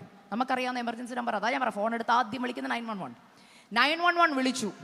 ഈ മോള് പറയുക, ചേച്ചി കണക്റ്റ് ആവുന്നില്ല. അതെനിക്ക് വിശ്വസിക്കാൻ പറ്റുന്നത്. കാരണം 911 എത്ര നെറ്റ്വർക്ക് ഇല്ലേലും എന്താവണം, കണക്റ്റ് ആവണം. പക്ഷെ മോളോട് ഞാൻ പറയും, മോള് പറയും ചേച്ചി നോക്കുമ്പോൾ ഞാൻ എൻ്റെ കണ്ണുകൊണ്ട് കണ്ട സത്യം, ഡയലിംഗ് എന്ന് കാണിക്കുന്നുണ്ട്, മറുവശത്ത് റിംഗ് ഇല്ല, ഒന്നുമില്ല, നിശബ്ദം. ഈ മോളോട് ഞാൻ പറഞ്ഞു ഫോൺ ഓഫ് ആക്കിയിട്ട് വിളിക്കും. ഫോൺ ഓഫ് ആക്കി വിളിച്ചു. പിന്നെയും കാണിക്കാം ഡയലിംഗ്. ഞാൻ പറഞ്ഞു കാര്യം ചെയ്യും, എൻ്റെ ഫോൺ ഒന്ന് എടുത്തതാ. മോൾ എൻ്റെ ഫോൺ എടുത്തു. ഞാൻ സ്ക്രീൻ ഓൺ ആക്കിയിട്ട് ഞാൻ നോക്കിയപ്പോൾ എനിക്ക് 911 വിളിക്കാൻ തോന്നുന്നില്ല. ഞാൻ ഏത് പ്രതിസന്ധിയുടെ നടുവിൽ ആദ്യം വിളിക്കുന്ന എൻ്റെ മമ്മിയാണ്. കാരണം എൻ്റെ മമ്മി പ്രാർത്ഥിക്കുന്ന ഒരു അമ്മയാണ്. ഹല്ലേലൂയ. എൻ്റെ മമ്മി ഇന്നും രോഗശാന്തി നിൽക്കുന്ന ഒരു അമ്മയാണ് കേട്ടോ. ഞങ്ങൾ 4 പെൺകുഞ്ഞുങ്ങളെയും പ്രസവിച്ചത് വീട്ടിലാണ് കേട്ടോ. അപകടം വന്നിട്ട് പോലും ഹല്ലേലൂയ ആശുപത്രി പോകാത്തൊരമ്മയുടെ മോളാണ് ഞാൻ. ഇന്നും ഹല്ലേലൂയ മരണത്തെ ജയിച്ച കർത്താവിൻ്റെ സാന്നിധ്യത്താൽ ജീവൻ്റെ ശക്തി വ്യാപരിക്കുന്ന ഒരു അമ്മയുടെ മോളാ. അതുകൊണ്ട് ഞാൻ പറയും, എനിക്ക് പെട്ടെന്ന് എന്തെങ്കിലും രോഗം വന്ന് ആദ്യം മമ്മിയെ വിളിക്കും. മമ്മി പ്രാർത്ഥിക്കാൻ പറയും. മമ്മിയോട് പ്രാർത്ഥിക്കാൻ പറഞ്ഞ് 4 വട്ടം ഡയൽ ചെയ്തിട്ട് വാട്സപ്പിൽ നിന്ന് കോള് പോകുന്നില്ല. ഇപ്പം 911 കണക്റ്റ് ആവുന്നില്ല, വാട്സപ്പും കണക്റ്റ് ആവുന്നില്ല. ഞാൻ പെട്ടെന്ന് ഓർത്ത് ഹസ്ബൻഡിൻ്റെ ഫോൺ എടുക്കാം. ഹസ്ബൻഡിൻ്റെ ഫോൺ എടുത്തപ്പോൾ സ്ക്രീൻ ഓൺ ആക്കിയപ്പോൾ എഴുതിയിരിക്കുക നോ നെറ്റ്വർക്ക് കണക്ഷൻ. നിങ്ങൾ ആ അവസ്ഥ ഒന്ന് ഓർത്ത് നോക്കണം കേട്ടോ. സ്ട്രോക്ക് വന്ന് 8 മിനിറ്റിനുള്ളിൽ ഹോസ്പിറ്റലിൽ എത്തിക്കണം, ഇല്ലെങ്കിൽ ഭയാനകം അവസ്ഥ. ഹല്ലേലൂയ. ചെറുപ്പക്കാരാ, ഞാൻ പറഞ്ഞില്ലേ എൻ്റെ കണ്ണിൻ്റെ മുമ്പിൽ 2 കുഞ്ഞുങ്ങൾ നിൽക്കുക, 4ഉം 3ഉം വയസ്സുള്ളത്. എൻ്റെ ആ ഒരു 5 മിനിറ്റത്തെ എൻ്റെ ജീവിതത്തെക്കുറിച്ച് ഞാൻ ചിന്തിച്ചപ്പോൾ ജീവിതത്തിൻ്റെ എല്ലാ വഴികളും അസ്തമിച്ചെന്ന് ഞാൻ ചിന്തിക്കുകയാണ്. എല്ലാം ഞാനിങ്ങനെ ചിന്തിച്ചു കൂട്ടി 5 മിനിറ്റിനുള്ളിൽ. ഹല്ലേലൂയ. ഇങ്ങനെ ചിന്തിച്ചുകൊണ്ടിരിക്കുമ്പോൾ ഞാൻ നോക്കിയപ്പോൾ മമ്മിയെ കണക്റ്റ് ആവുന്നില്ല. അച്ഛൻ്റെ ഫോണിൽ ഞങ്ങളുടെ വീട്ടിൽ വൈഫൈ ഉണ്ട്, എന്നിട്ട് പോലും നെറ്റ്വർക്ക് ഇല്ല. അപ്പോൾ മോള് പറയാം, ചേച്ചി എൻ്റെ ഫോണും വർക്ക് ചെയ്യുന്നില്ല. അപ്പം എനിക്കൊരു കാര്യം മനസ്സിലായി, 3 ഫോണും വർക്ക് ചെയ്യാതിരിക്കണമെങ്കിൽ മറ്റെന്തോ പദ്ധതി ദൈവത്തിനുണ്ട്. അതുകൊണ്ട് ഞാൻ ദൈവത്തിൻ്റെ സന്നിധിയിലേക്ക്, എനിക്കറിയാം ദൈവമേ ഇനി വഴിയുള്ളൂ. ചില വഴികൾ ദൈവം അടയ്ക്കുന്ന എന്തിനാണെന്നറിയാമോ? നീ എല്ലാ വഴിയും പരാജയപ്പെട്ട് കഴിയുമ്പോൾ നിന്റെ അപ്പം വെയിറ്റ് ചെയ്യുക. എന്തിനു വേണ്ടി എന്നറിയാമോ? നിന്റെ ഒരു വിളിക്ക് വേണ്ടി. നമ്മൾ പലപ്പോഴും ചെയ്യുന്ന മാനുഷികമായതെല്ലാം കഴിയുമ്പോഴാ നമ്മൾ ദൈവത്തിങ്കിലേക്ക് തിരിയുന്നത്. അന്ന് ദൈവം എന്നെ പഠിപ്പിച്ചൊരു വലിയ പാഠമായി ഞാൻ നിങ്ങളുമായിട്ട് ഷെയർ ചെയ്യുന്നത്. ശക്തമായിട്ട് എൻ്റെ ഉള്ളിൽ ഇങ്ങനെ തോന്നുന്നുണ്ട് പ്രാർത്ഥിക്കാൻ. ഞാൻ തുറന്നു പറയുക നിങ്ങളോട്, ഉള്ളിലുണ്ട് പ്രാർത്ഥിക്കണമെന്ന്. പക്ഷെ പ്രാർത്ഥിക്കേണ്ടത് എന്താണെന്ന് എനിക്കറിയത്തില്ല. നിങ്ങൾക്ക് അങ്ങനത്തെ അവസ്ഥ വന്നിട്ടുണ്ടോ? ആരെങ്കിലും വെന്റിലേറ്ററെ കിടക്കുമ്പോൾ പുറത്ത് എന്താ പ്രാർത്ഥിക്കേണ്ടെന്ന് ഡൗട്ട് അടിച്ചവരില്ലേ ഇതിനകത്ത്? ജീവൻ മടക്കി തരണമെന്ന് പ്രാർത്ഥിക്കണോ, അതോ ദൈവഹിതം നിറവേറണമെന്ന് പ്രാർത്ഥിക്കണോ? ചിലപ്പോൾ വാക്കുപോലും വായിന്ന് വരാത്ത അവസ്ഥകളുണ്ട്. എൻ്റെ ലൈഫിൽ അത് അന്ന് നടന്നു. എനിക്ക് പ്രാർത്ഥിക്കണമെന്നറിയാം, പക്ഷെ എന്ത് പ്രാർത്ഥിക്കണമെന്ന് അറിയത്തില്ല. ഞാനിങ്ങനെ ടെൻഷൻ അടിക്കുക. ഇങ്ങനെ ടെൻഷൻ അടിച്ചപ്പോൾ എനിക്ക് ഒരു കാര്യം, ഒരു കൈ കൊണ്ട് ഹസ്ബൻഡിനെ പിടിച്ചിട്ട് ഒരു കൈ ഞാൻ ഇങ്ങനെ സ്വർഗത്തിലേക്ക് ഉയർത്തിയിട്ട് ഇന്ന് ഓർമ്മയുണ്ട്, ഞാൻ നിലവിളിച്ചുകൊണ്ട് ഒരൊറ്റ കാര്യം ചോദിച്ചു, കർത്താവേ, ഒറ്റ ഫോണിലും കോള് പോകുന്നില്ല, ആരെയും വിളിച്ചിട്ട് കിട്ടുന്നില്ല. ഈ രാത്രി 10:30 സമയം അല്ലെങ്കിൽ ഞാൻ ഇങ്ങനെ ചോദിച്ചത്, ഈ രാത്രി ഞാൻ ആരെയാ വിളിക്കേണ്ടത്? ആരാ ഞങ്ങളെ സഹായിക്കാൻ വരുന്നത്? എൻ്റെ ദൈവമേ, എന്നെ സഹായിപ്പാൻ ഓടി വരണേ എന്ന് പ്രാർത്ഥിച്ചു. ഇത്രയും പറഞ്ഞത് എനിക്ക് ഓർമ്മയുണ്ട്. ജീവിതത്തിലെ എനിക്ക് മറക്കാനാവാത്തൊരു രാത്രിയാന്ന്. അതുവരെ ഞാൻ ദൈവശബ്ദം കേട്ടിട്ടുണ്ട്, കർത്താവ് അടുത്ത് വന്ന് സംസാരിക്കുന്നൊക്കെ കേട്ടിട്ടുണ്ടെങ്കിലും അന്ന് ലിറ്ററലി ഞാൻ എൻ്റെ ദൈവത്തിൻ്റെ ശബ്ദം എൻ്റെ കാതിൽ കേട്ടു. ഹല്ലേലൂയ. കൈ ഇങ്ങനെ ഉയർത്തിപ്പിടിക്കുമ്പോൾ എൻ്റെ ഈ വലത്തെ വശത്തെ ചെവിയുടെ അടുത്ത് ചൂട് അനുഭവിക്കാൻ തുടങ്ങി. ഈ ചൂടിനകത്തുനിന്ന് ഒരു ശബ്ദം ഞാൻ കേൾക്കുക, എന്നെ വിളിച്ചപേക്ഷിക്ക, ഞാൻ നിനക്ക് ഉത്തരമരുളും. നീ അറിയാത്തത്, മഹത്വമായത്, അഗോചരമായത് ഞാൻ നിനക്ക് വേണ്ടി ചെയ്യും.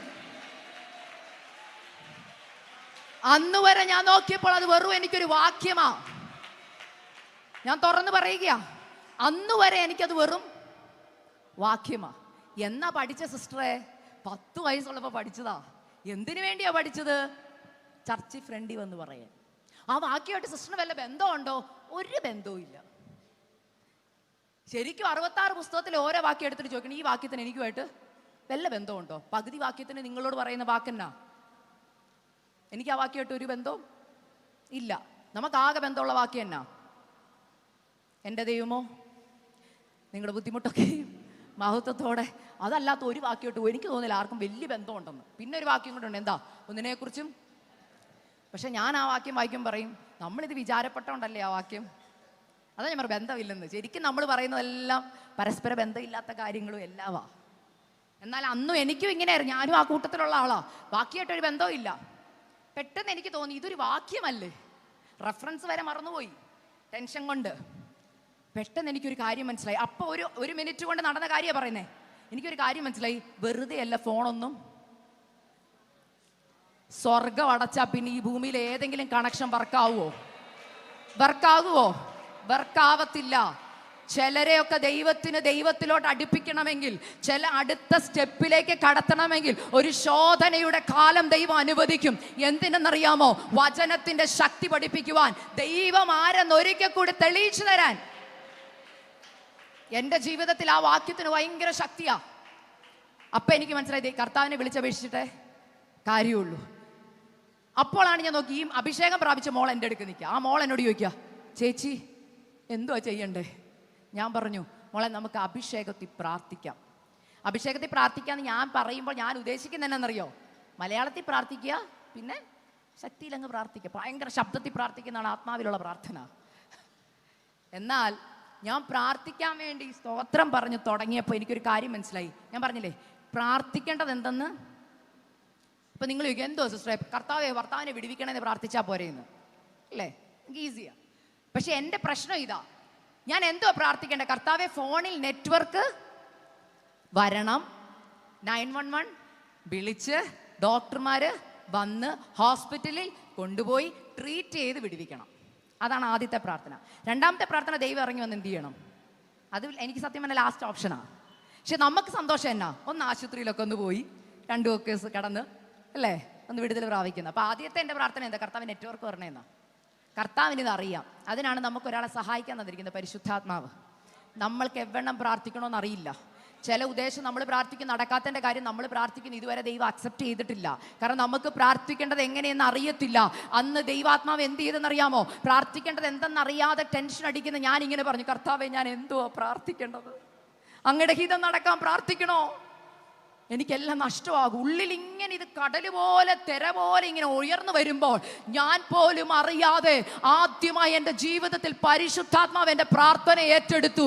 ഞാൻ നോക്കിയപ്പോൾ ഞാൻ പോലും അറിയാതെ ഞാൻ അന്യഭാഷ പറഞ്ഞു തുടങ്ങി.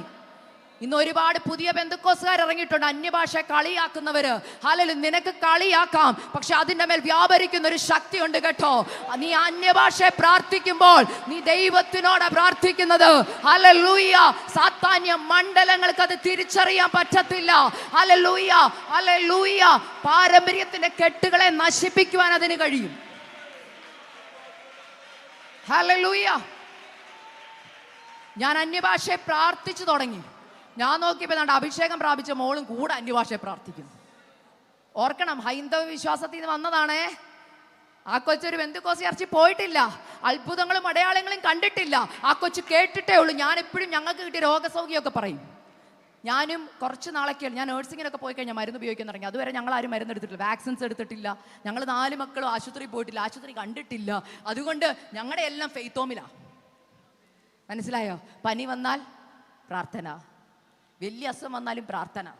ഈ പ്രാർത്ഥന മാത്രമേ ഞങ്ങൾക്ക് അറിയത്തുള്ളൂ. എന്നാൽ പരിശുദ്ധാത്മാ വന്ന എന്നെ, കാരണം ശുശ്രൂഷയ്ക്ക് ഇറങ്ങി ഞാൻ, കർത്താവിന് പഠിപ്പിക്കണ്ടേ. ഹല്ലേലൂയ. വെറുതെ പ്രസംഗിക്കുന്നതല്ല, ജീവിതത്തിൽ ഉണ്ടായിട്ട് പ്രസംഗിക്കുമ്പോഴാണ് പരിശുദ്ധാത്മാ അവിടെ പ്രവർത്തിക്കുന്നത്. ഹല്ലേലൂയ. പ്രസംഗം വാക്കുകളാലല്ല, ജീവിതം കൊണ്ട് പ്രസംഗിക്കണം. ഹല്ലേലൂയ. ജീവിതത്തിന്റെ അനുഭവം വേണം ഓരോ വാക്യങ്ങൾ പറയുമ്പോൾ. അന്ന് പരിശുദ്ധാത്മാവ് എന്നെ, ഞാൻ പോലും അറിയാതെ അന്യഭാഷയെ പ്രാർത്ഥിച്ചു തുടങ്ങി. ഈ പരിശുദ്ധാത്മാവ് നിങ്ങളുടെ ബലഹീനതയിൽ തുണ നിൽക്കുന്നു. എവണ്ണം പ്രാർത്ഥിക്കണോ നിങ്ങൾക്ക് അറിയത്തില്ലെന്നുള്ള വാക്യമൊക്കെ എനിക്ക് അപ്പോഴാണ് തിയറി മനസ്സിലായി, അന്ന് പ്രാക്ടിക്കലും മനസ്സിലായി. സത്യം, പ്രാർത്ഥിക്കേണ്ടത് അറിയില്ല. എന്നാൽ പരിശുദ്ധാത്മാവ് പ്രാർത്ഥിച്ചു തുടങ്ങി, തന്നെ ഈ പ്രാർത്ഥന സ്റ്റോപ്പായി. ഞാൻ കണ്ണടച്ചാ പ്രാർത്ഥിച്ചേ. പക്ഷെ എനിക്കൊരു കാര്യം അറിയാം, എൻ്റെ തല തൊട്ട് കാല് വരെ ചൂട് വ്യാപരിക്കുന്നുണ്ട്. ഈ മോളും കയ്യെ പിടിച്ചിട്ടുണ്ട്. ഈ മോൾ അഭിഷേകത്തിൽ ഭയങ്കര ശക്തിയിൽ ആരാധിക്കും, ഞാനും ആരാധിക്കുക. ഞാൻ പക്ഷെ പ്രാർത്ഥിച്ചു കഴിഞ്ഞ് ആമേൻ പറഞ്ഞപ്പോൾ ഞാൻ ഓർത്തു, അയ്യോ, ഞാൻ ഇതുവരെ പ്രാർത്ഥനാ വിഷയം കർത്താവിനോട്, അങ്ങനെ ഒരു പ്രശ്നമുണ്ട് നമുക്ക്. നമ്മൾ അന്യഭാഷ നമ്മുടെ വിചാരം, അയ്യോ പറയേണ്ടതൊന്നും കർത്താവിനോട് പറഞ്ഞു. നമുക്ക് മലയാളത്തിലൊന്ന് പ്രാർത്ഥിച്ചാൽ എന്ത് കിട്ടത്തുള്ളൂ? ഒരു സംതൃപ്തി കിട്ടത്തുള്ളൂ. എനിക്ക് ആ സംതൃപ്തി കുറവ്. അപ്പോൾ ഞാൻ ഓർത്തു, അയ്യോ പറഞ്ഞില്ലല്ലോ, ഇനി അത് പറയണ്ടേ. ഞാൻ പറഞ്ഞില്ലേ? അപ്പോൾ പറഞ്ഞു. ആര് പറഞ്ഞു എനിക്ക് വേണ്ടി? പരിശുദ്ധാത്മാവ് എന്തായിരിക്കും പ്രാർത്ഥിക്കുന്നത്? നിങ്ങൾ പറ. അക്സ പ്രാർത്ഥിക്കുന്നത് 911 കിട്ടണേന്നാ. അക്സ മലയാളത്തിൽ പ്രാർത്ഥിക്കുന്ന ഡോക്ടർ വരണേന്നാ. അക്സ പറയാ എന്റെ ഭർത്താവിനെ മടക്കി തരണേന്ന്. എന്നാൽ പരിശുദ്ധാത്മാവ് എന്താ പ്രാർത്ഥിച്ചെന്നറിയാമോ? ഇവൻ കർത്താവിന്റെ വേലയ്ക്കുള്ളതാ, ഇവന്റെ മേലുള്ള ദൈവിക നിയോഗം വെളിപ്പെടണേന്നാ പ്രാർത്ഥിച്ചത്. പരിശുദ്ധാത്മാവ് ദൈവത്തിന്റെ ഹൃദയം മനസ്സിലാക്കി നമുക്ക് വേണ്ടി പ്രാർത്ഥിക്കും. മനസ്സിലായോ? ഇന്ന് വായിച്ച വാക്യത്തിനകത്ത് അത് എഴുതിയിട്ടുണ്ട്. ബുദ്ധിഹീനരാകാതെ കർത്താവിന്റെ ഇഷ്ടം ഇന്നതെന്ന് ഗ്രഹിച്ചുകൊള്ളുവീൻ. അപ്പൊ ഇന്നതെന്ന് ഗ്രഹിക്കണമെങ്കിൽ നമ്മളെ ഇന്നതെന്ന് ഗ്രഹിപ്പിക്കുന്ന ആള് കൂടെയുണ്ട്. അദ്ദേഹത്തിന്റെ പേരാ പരിശുദ്ധാത്മാവ്. കർത്താവിന്റെ ഇഷ്ടം പോലെ നമ്മൾ പ്രാർത്ഥിച്ചാൽ അതിനെന്തുണ്ട്? ഉത്തരവുണ്ട്. പക്ഷെ പലപ്പോഴും ഉത്തരം കിട്ടാത്ത എന്തുകൊണ്ടാ? കർത്താവിൻ്റെ ഇഷ്ടം തിരിച്ചറിഞ്ഞല്ല. നമ്മൾ ഇന്നും പ്രാർത്ഥിക്കുന്ന നമ്മുടെ ഇഷ്ടമല്ലേ? അല്ലേ? അതേന്ന് നടന്നത് പറഞ്ഞിട്ട് പെട്ടെന്ന് നിർത്തുക. പെട്ടെന്ന് പ്രാർത്ഥന കഴിഞ്ഞ് കണ്ണു തുറന്നപ്പോൾ, അപ്പം ഞാൻ പ്രാർത്ഥന കഴിഞ്ഞപ്പോഴാണ് എനിക്ക് ഫീൽ ചെയ്ത്, അതുവരെ ഞാൻ വെയിറ്റ് ഉണ്ടായിരുന്നു എൻ്റെ കയ്യിൽ ഇങ്ങനെ താങ്ങി പിടിച്ചേക്കുമല്ലേ, ഒരു ബോഡിയുടെ മൊത്തം വെയിറ്റ് എൻ്റെ ഈ കയ്യിലുണ്ട്. പിന്നെ പ്രാർത്ഥിച്ച് കഴിഞ്ഞ് ആമേൻ പറഞ്ഞപ്പോൾ ഓർത്ത വെയിറ്റ് ഫീൽ ചെയ്യുന്നില്ല. പെട്ടെന്ന് ഞാൻ മുഖത്തോട്ട് നോക്കി, കാരണം അതുവരെ ഇങ്ങനെ ഒഴുകുക. ഒരു വശത്തോട്ട് മുഖം കോടിപ്പോയി, മൂക്ക് കോടി, കണ്ണ് താന്ന് കിടക്കുകയാ, അല്ലെങ്കിൽ കൈ ഇങ്ങനെ തളർന്നുപോയി, കാലും തളർന്നുപോയി. ഞാൻ ഇങ്ങനെ കണ്ടുകൊണ്ടിരുന്ന എൻ്റെ ഹസ്ബൻഡ് പ്രാർത്ഥന കഴിഞ്ഞ് കണ്ണു തുറങ്ങിയപ്പോൾ ദാണ്ട് മുഖം നേരെ ഇരിക്കുന്നു. അല്ലല്ലയോ, കോടല് മാറി, കൈ ദാണ്ട് ചലിക്കുന്നു, കാല് ചലിക്കുന്നു. അപ്പോൾ എനിക്കൊരു കാര്യം മനസ്സിലായി, മരിച്ചവരെ ജീവിപ്പിക്കുകയും ഇല്ലാത്തതിനെ ഉള്ളതിനെ പോലെ വിളിച്ചു വരുത്തുവാൻ കഴിവുള്ള സർവശക്തനായ എൻ്റെ കർത്താവ് അന്ന് ആ മുറിയിൽ ഇറങ്ങി വന്നു, വിടുതലയച്ചു എന്ന. നിങ്ങൾ എന്നോട് ചോദിക്കുക, പരിശുദ്ധാത്മാവിന് എന്ത് ചെയ്യാൻ കഴിയും? നീ സമയം പാഴാക്കാതെ മുട്ടുമടക്കിയ നിന്റെ വിഷയത്തിന്റെ മേൽ, അസ്തമിച്ചു വരുന്നു പറയുന്ന വിഷയങ്ങളുടെ മേൽ പരിശുദ്ധാത്മാവ് പ്രവർത്തിക്കും. ഹല്ലേലൂയ. തളർന്നു പോയെന്ന് കണ്ടത് ഞാൻ മാത്രമല്ല, എൻ്റെ 2 കുഞ്ഞുങ്ങൾ, ഈ മോളും കണ്ടതാ. അവൾ കണ്ടത് കൊണ്ട് അവൾ ഷോക്കായിപ്പോയി. ഞാൻ നോക്കിയപ്പോൾ അതുവരെ കുഴഞ്ഞു സംസാരിച്ച എൻ്റെ ഹസ്ബൻഡ് സംസാരിക്കുന്ന എനിക്ക് തിരിയും. ഇനിയും പറയാം. വിടുതൽ കിട്ടിക്കഴിഞ്ഞപ്പം ഞാൻ നോക്കിയപ്പോൾ ദാണ്ട് 3 ഫോണിൽ നെറ്റ്വർക്ക് വന്നു. ഈ മോൾ ഓടിപ്പോൾ അവളുടെ പേരൻസിനെ വിളിച്ചു. ഞാൻ എൻ്റെ ഹസ്ബൻഡ് ഫോൺ എടുത്ത് ഞങ്ങളുടെ ചർച്ചിലെ ഒരു ചേച്ചിയെ വിളിച്ചു. അവർ ഓടി വന്നു. കണ്ടപ്പം എന്നോട് ചോദിച്ചു എന്താ പറ്റിയേ? ഞാൻ പറഞ്ഞു ചേച്ചി സ്ട്രോക്ക് പോലെ. ഓ സ്ട്രോക്ക് പോലോ? കണ്ടിട്ട് അങ്ങനെ തോന്നുന്നില്ലോ, കാരണം സ്ട്രോക്ക് വന്നാൽ കാണണമല്ലോ. ഞാൻ പറഞ്ഞു സത്യമായിട്ട് സ്ട്രോക്ക് വന്നു, നിനക്ക് തോന്നിയതായിരിക്കും. അപ്പം എൻ്റെ ഹസ്ബൻഡ് സ്ട്രോക്കിൽ ഉള്ള വാർഡില്ല ജോലി ചെയ്യുന്നത്, അവിടെ അദ്ദേഹം പറഞ്ഞു അല്ല സ്ട്രോക്കാ. എന്നാലും അവരുടെ ഒരു സന്തോഷത്തിനും മെഡിക്കൽ ഫീൽഡ് അവിടെ നമ്മൾ റിപ്പോർട്ട് കൊടുക്കൊണ്ടുകൊണ്ട് പെട്ടെന്ന് എന്ത് ചെയ്യുന്നറിയോ, ഹോസ്പിറ്റലിൽ കൊണ്ടുപോയി. ഹോസ്പിറ്റലിൽ കൊണ്ട് അവരെല്ലാ ടെസ്റ്റ് റൺ ചെയ്തു, CT സ്കാൻ എടുത്തു. അവരെല്ലാം പറഞ്ഞു നോ സ്ട്രോക്ക് ഇല്ല. അപ്പം ഞാൻ ഓർത്തു ദൈവമേ, നമുക്കത് കേൾക്കുമ്പോൾ ഭയങ്കര സന്തോഷം അല്ലേ. CT സ്കാനിൽ ഇത് സ്ട്രോക്ക് അല്ലെന്ന് പറയുമ്പോൾ ഭയങ്കര സന്തോഷമൊക്കെ ആയിട്ടിരുന്നപ്പോൾ അവർ പറഞ്ഞു നമുക്ക് പക്ഷേ MRI കൂടെ ചെയ്യണം. എന്നാൽ MRI ചെയ്യാം എന്നോർത്ത് MRI വെളുപ്പിനെ ചെയ്തപ്പോൾ ഞങ്ങളുടെ ന്യൂറോളജിസ്റ്റ് ഡോക്ടർ എൻ്റെ റൂമിൽ വന്നിട്ട് ഞങ്ങളോട് പറഞ്ഞു, എൻ്റെ ഹസ്ബൻഡ് പീറ്റേഴ്സൺ എനിക്ക് സങ്കടമുണ്ട് ഇത് നിന്നോട് പറയുന്നത്, ബിക്കോസ് നീ വെറും 40 വയസ്സേ ഉള്ളൂ. നിനക്ക് ഒരു 40 വയസ്സുകാരൻ ഈ പ്രായത്തിൽ ഇത് വരണമെന്ന് ചോദിച്ചാൽ വരേണ്ട കാര്യമില്ല. കാരണം നിന്റെ cholesterol normal, blood pressure normal, sugar normal, നിനക്കൊന്നും അബ്നോർമൽ ആയിട്ടില്ല. ഇത്രയും ഹെൽത്തി ആയിട്ട് ഒരാൾക്ക് സ്ട്രോക്ക് വരിക എന്ന് പറഞ്ഞാൽ ഞങ്ങൾക്ക് ചിന്തിക്കാൻ പറ്റത്തില്ല. പക്ഷേ നിന്റെ റൈറ്റ് സൈഡ് ഓഫ് ദ ബ്രെയിനിൽ നിനക്കൊരു മൈനർ സ്ട്രോക്ക് വന്നു. ഞങ്ങൾക്ക് MRIയിൽ അത് കാണാൻ പറ്റുന്നുണ്ട്. പക്ഷെ ഞങ്ങളെ അത്ഭുതപ്പെടുത്തിയത്, സാധാരണ സ്ട്രോക്ക് വന്ന് എന്ത് വരണം? ക്ലോട്ട് വരണം. ആ ക്ലോട്ട് അവിടെ ഇല്ല, അത് ഡൈല്യൂട്ടായിപ്പോയി. ഞങ്ങൾക്ക് മരുന്ന് തരാൻ പറ്റിയില്ല അതുകൊണ്ട്. പക്ഷെ ഈ മരുന്ന് തരുന്നതിന് മുമ്പ് ആ ക്ലോട്ട് എവിടെ പോയെന്ന് ഞങ്ങൾക്ക് കണ്ടുപിടിക്കണമെന്ന്. നിങ്ങൾ ആരും ദൈവത്തെ സ്തുതിച്ചില്ലെങ്കിൽ ഞാൻ സ്തുതിക്കും.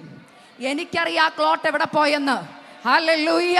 വചനം പറയുന്നു കർത്താവിനെ മരിച്ചവരുടെ ഇടയിൽ നിന്ന് ഉയർപ്പിച്ച പുനരുദ്ധാനത്തിന്റെ ശക്തി നിന്റെ ജീവിതത്തിൽ വ്യാപരിച്ചാലുണ്ടല്ലോ, ക്യാൻസർ അല്ല നിന്നെ ഒതുക്കുമെന്ന് പറയുന്ന, മരണത്തിന് കീഴ്പ്പെടുത്തും എന്ന് പറയുന്ന ഏത് രോഗവും ഇന്ന് ഈ സമയം അത് അപ്രത്യക്ഷമായി പോകും. ഹല്ലേലൂയ. ദൈവത്തിന്റെ പുനരുദ്ധാനത്തിന്റെ ശക്തി എന്ന് പറഞ്ഞാൽ എന്തുവാ? മരിച്ചു 4 ദിവസം കഴിഞ്ഞ് അസ്ഥിയോടും മാംസത്തോടും വിട്ടതിനെ പോലും ഹീലിംഗ് നടത്താൻ കർത്താവിന് കഴിയും. പക്ഷെ നമ്മൾ ചെയ്യേണ്ടത് എന്തുവാ? സമയം തക്കത്തിൽ ഉപയോഗിക്കണം. ഏതിന് ഉപയോഗിക്കണം? പ്രാർത്ഥിക്കാൻ ഉപയോഗിക്കണം. അന്ന് സ്ട്രോക്ക് വന്നു എന്ന് പറഞ്ഞു, പക്ഷേ ഡോക്ടർ പറഞ്ഞു അവിടെ ക്ലോട്ടില്ലെന്ന് പറഞ്ഞപ്പോൾ അച്ഛൻ പറയാം നമുക്ക് പെട്ടെന്ന് വീട്ടിൽ പോകാം. അപ്പം എൻ്റെ ഹസ്ബൻഡ് ഒരു പ്രത്യേകത, ഞാൻ ഇവിടെ നിന്ന് പ്രസംഗിക്കുമ്പോഴൊക്കെ നിങ്ങൾ വിചാരിക്കും അല്ലേ ഭയങ്കര ഒരു എൻ്റെ ഹസ്ബൻഡ് ഒട്ടും സംസാരിക്കാത്ത ആളാണ്, ശാന്തനാ. എല്ലാവരോടും സംസാരിച്ച് 1-2 വാക്കൊക്കെ പറയത്തുള്ളൂ, അധികം സംസാരിക്കത്തില്ല. അപ്പം ഞാൻ എപ്പോഴും എൻ്റെ ഹസ്ബൻഡോട് പറയാം അച്ഛാ നമ്മൾ കർത്താവിനെ കുറിച്ച് എവിടെ പോയാലും പറയണം. അപ്പം അച്ഛൻ പറയും നിന്നെ പോലെ എനിക്ക് പറയാൻ അറിയത്തില്ല, നിനക്ക് എപ്പോഴും ടെസ്റ്റ് മണി ഉണ്ട്, നിനക്ക് ഒത്തിരി ടെസ്റ്റ് മണി ഉള്ളതുകൊണ്ട് നിനക്ക് വാദം വരാതെ പറയാം. എനിക്ക് അങ്ങനെ ടെസ്റ്റ് മണിയൊന്നും ഇല്ല. ഇതിങ്ങനെ പരാതി ദൈവം കേട്ടോണ്ടിരിക്കുവായിരുന്നു. നീ വാ തുറക്കത്തൻ്റെ കാര്യം എന്നാ പറ, ടെസ്റ്റ് മണി ഇല്ല. അപ്പൊ കർത്താവ് പറഞ്ഞു ഒരു ടെസ്റ്റ് തരാം, അപ്പൊ നിനക്ക് എന്താവും? പറ, ടെസ്റ്റ് മണിയാവും. ഇന്ന് ചിലരങ്ങനെ എന്താ ഞാൻ ഈ ടെസ്റ്റിൽ കൂടെ പോകുന്നെന്ന് ചോദിച്ചുകൊണ്ടിരിക്കുന്നത്. ചിലരോട് പറയാ നിന്നെ സാക്ഷിയാക്കണമെന്ന് ദൈവത്തിന് ആഗ്രഹമുണ്ട്. ടെസ്റ്റ് മണി ഇല്ലാതെ സാക്ഷിയാകാൻ പറ്റുമോ? ചില ടെസ്റ്റ് ദൈവം അനുവദിക്കുന്നതുണ്ടല്ലോ. നാളെ കർത്താവിന്റെ നാമത്തിനു വേണ്ടി അനേകരോട് പോയി നിന്റെ സാക്ഷ്യം പറയാനാ. നമ്മുടെ ഇന്നത്തെ സാക്ഷ്യം എന്താണെന്നറിയോ? ഇന്ന് ഏറ്റവും കൂടുതൽ പേര് പറയുന്നത് എന്താണെന്നറിയോ? അബ്രഹാമിന്റെ ദൈവം, ഇസഹാക്കിന്റെ ദൈവം, യാക്കോബിന്റെ ദൈവം. എന്റെയും ദൈവം സത്യം. ആൻറ്റി ഞാൻ പറയുന്നത് അബ്രഹാമിന്റെ ഇസഹാക്കിന്റെ യാക്കോബിന്റെ കൂടെ അവിടെ നിർത്തത്തില്ല. ഞാൻ പറയും അക്സയുടെ ദൈവം ഇല്ലേ? നമ്മളിപ്പോഴും പറയാത്തതിന്റെ കാരണം അക്സയുടെ ദൈവം എന്ന് പറഞ്ഞാൽ അക്സയ്ക്ക് ആ ദൈവത്തെ രുചിച്ചറിയണം. അബ്രഹാമിന്റെ ദൈവം എന്ന് പറയാൻ അബ്രഹാമിന്റെ വിശ്വാസമാ. നിങ്ങളുടെ പേര് അവിടെ കൂട്ടിച്ചേർക്കാൻ ഇന്ന് നിങ്ങൾക്ക് കഴിയുമോ? പറ്റും, സമയം തക്കത്തിൽ ഉപയോഗിച്ചാൽ. നമുക്കെല്ലാത്തിനും സമയമുണ്ട്, മനസ്സിലായോ? നമുക്കെല്ലാത്തിനും സമയമുണ്ട്. ശരിക്കും നമ്മൾ ദൈവത്തിന് കൊടുക്കുന്ന സമയം ഏതാ? എല്ലാം കഴിഞ്ഞ് അവസാനം. സമയം തക്കത്തിൽ ഉപയോഗിക്കാൻ പറ്റുമോ? അപ്പം പറ്റത്തില്ല. എന്നാൽ ഞാനൊരു കാര്യം പറയാം. എൻ്റെ മമ്മി ഞങ്ങളോട് പറയുന്നൊരു വാക്കുണ്ട്, കഷ്ടത വരുന്നതിന് മുമ്പ്. എൻ്റെ മമ്മിയുടെ ഒരു പ്രത്യേകത ഞാൻ പറഞ്ഞില്ലേ, നിങ്ങൾ ഓർക്കല്ലേ എന്തുകൊണ്ട് അമ്മയെക്കുറിച്ച് പറഞ്ഞു? സ്ത്രീകളായതുകൊണ്ട് നിങ്ങളുടെ എൻകറേജ്മെൻറ്റിനാണ് പറയുന്നത്. ബൈബിളിലെ സ്ത്രീകളെക്കുറിച്ച് മാത്രം പറഞ്ഞാൽ പോരല്ലോ അല്ലേ? ഇന്നും അങ്ങനെ ജീവിക്കുന്നവരുണ്ടെന്ന്. ഞങ്ങളുടെ ജീവിതത്തിൽ ഞങ്ങളുടെ വീട്ടിലെല്ലാം സന്തോഷമായിട്ട് പോകുമ്പോൾ നമ്മൾ ഓർക്കത്തില്ല. എല്ലാം ഭയങ്കര സന്തോഷം വരുമ്പോൾ നമ്മൾ എന്താ ചെയ്യുന്നത്? ഒരു നല്ല ഫുഡൊക്കെ ഉണ്ടാക്കി എല്ലാവരും കൂടെ ഒരുമിച്ചിരുന്ന് ഭക്ഷണമൊക്കെ കഴിക്കണമെന്ന് ആഗ്രഹിക്കും അല്ലേ? അങ്ങനെ സന്തോഷം വരുമ്പോൾ ഞാൻ മമ്മിയോട് പറയും, മമ്മി എല്ലാ സമാധാനത്തിലാണ് പോകുന്നത്, നമുക്കൊരു ഫുഡൊക്കെ ഉണ്ടാക്കിയാലെന്ന് മമ്മി പറയും.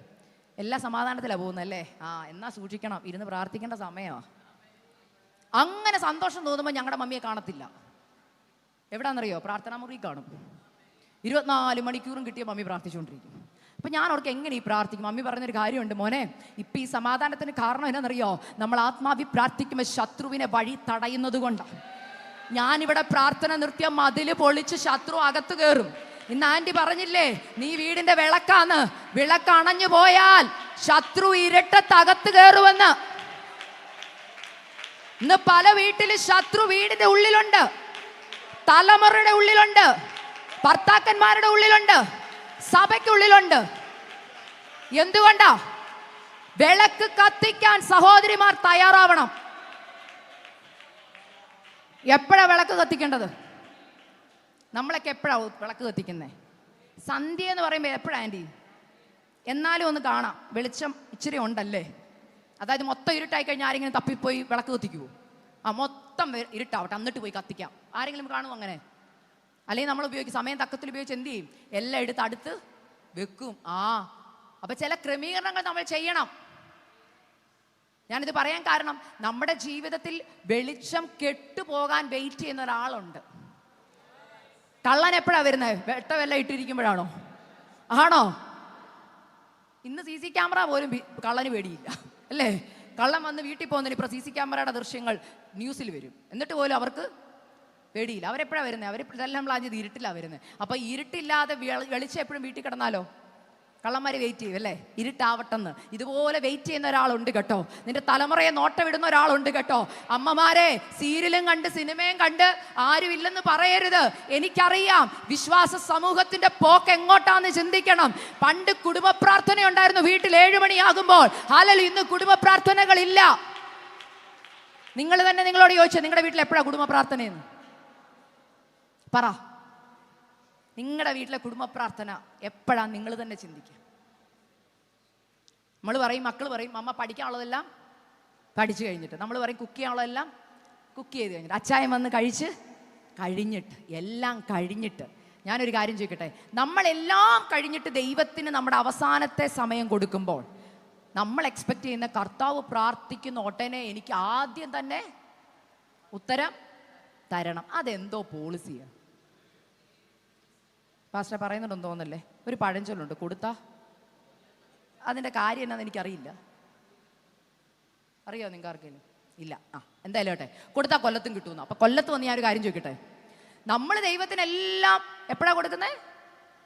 അവസാനം. അപ്പം പ്രാർത്ഥനയുടെ ഉത്തരം അവസാനം കർത്താവ് തന്നാൽ പോരെ? കർത്താവ് മേളിൽ നിന്ന് പറയും, നീ എനിക്കെല്ലാം അവസാനമല്ലേ തന്നെ. ഞാനും ഒരു സമയം വെച്ചിട്ടുണ്ട്. ദൈവത്തിനെല്ലാം ഒന്ന് ആദ്യം കൊടുത്തു നോക്കിക്കേ. നിന്റെ സമയത്തിന്റെ ആരംഭം ഒന്ന് കർത്താവിന് കൊടുത്തു നോക്കിക്കേ. നിന്റെ ജീവിതത്തിന്റെ എല്ലാ മേഖലയുടെ ആരംഭം ഒന്ന് കർത്താവിന് കൊടുത്തു നോക്കിക്കേ. നിന്റെ തലമുറകളെ ഞാൻ പറയുന്നൊരു കാര്യം, നിങ്ങളുടെ തലമുറകൾ പണ്ടൊക്കെ എല്ലാ കുടുംബങ്ങളിലും അവരുടെ പ്രാർത്ഥന ഒരു ആൺകുഞ്ഞിനെയോ പെൺകുഞ്ഞിനെയോ അവർ കർത്താവിന്റെ വേലയ്ക്ക്, ഞാൻ തുറന്നു പറയും, ഇന്ന് ആരും അത് കൊടുത്ത് ഞാൻ കണ്ടിട്ടില്ല. ഉണ്ടോ ആൻറ്റി? ഇന്ന് ആരെങ്കിലും കർത്താവിന്റെ വേലയ്ക്ക് മക്കളെ കൊടുക്കുവോ? ചിന്തിച്ചു നോക്ക്. 4 മക്കളെ 10 മക്കളെയും കർത്താവ് തന്നാലും ഡോക്ടർ, ഞാൻ അതിനൊന്നും എതിരല്ല കേട്ടോ, ഡോക്ടർമാരും എഞ്ചിനീയർമാരൊക്കെ ആവണം. പക്ഷെ പണ്ടത്തെ അമ്മച്ചിമാർ പ്രാർത്ഥിക്കുന്ന പ്രാർത്ഥന ഞാൻ കേട്ടിട്ടുണ്ട്, കർത്താവേ എനിക്കൊരു ആൺകുഞ്ഞിനെ ദാനമായി തന്ന കർത്താവിൻ്റെ വേലയ്ക്ക് കൊടുത്തോളാം അവനെ. ഹല്ലേലൂയ. കർത്താവിന് കൊടുത്ത തലമുറകൾ ആരും നശിച്ചു പോയിട്ടില്ല കേട്ടോ. ആ കൊടുത്ത അമ്മമാരുടെ കണ്ണടയുന്നതിന് മുമ്പ് അവരുടെ കുടുംബത്തെ ദൈവം മാനിച്ചിട്ടുണ്ട്. ഹല്ലേലൂയ.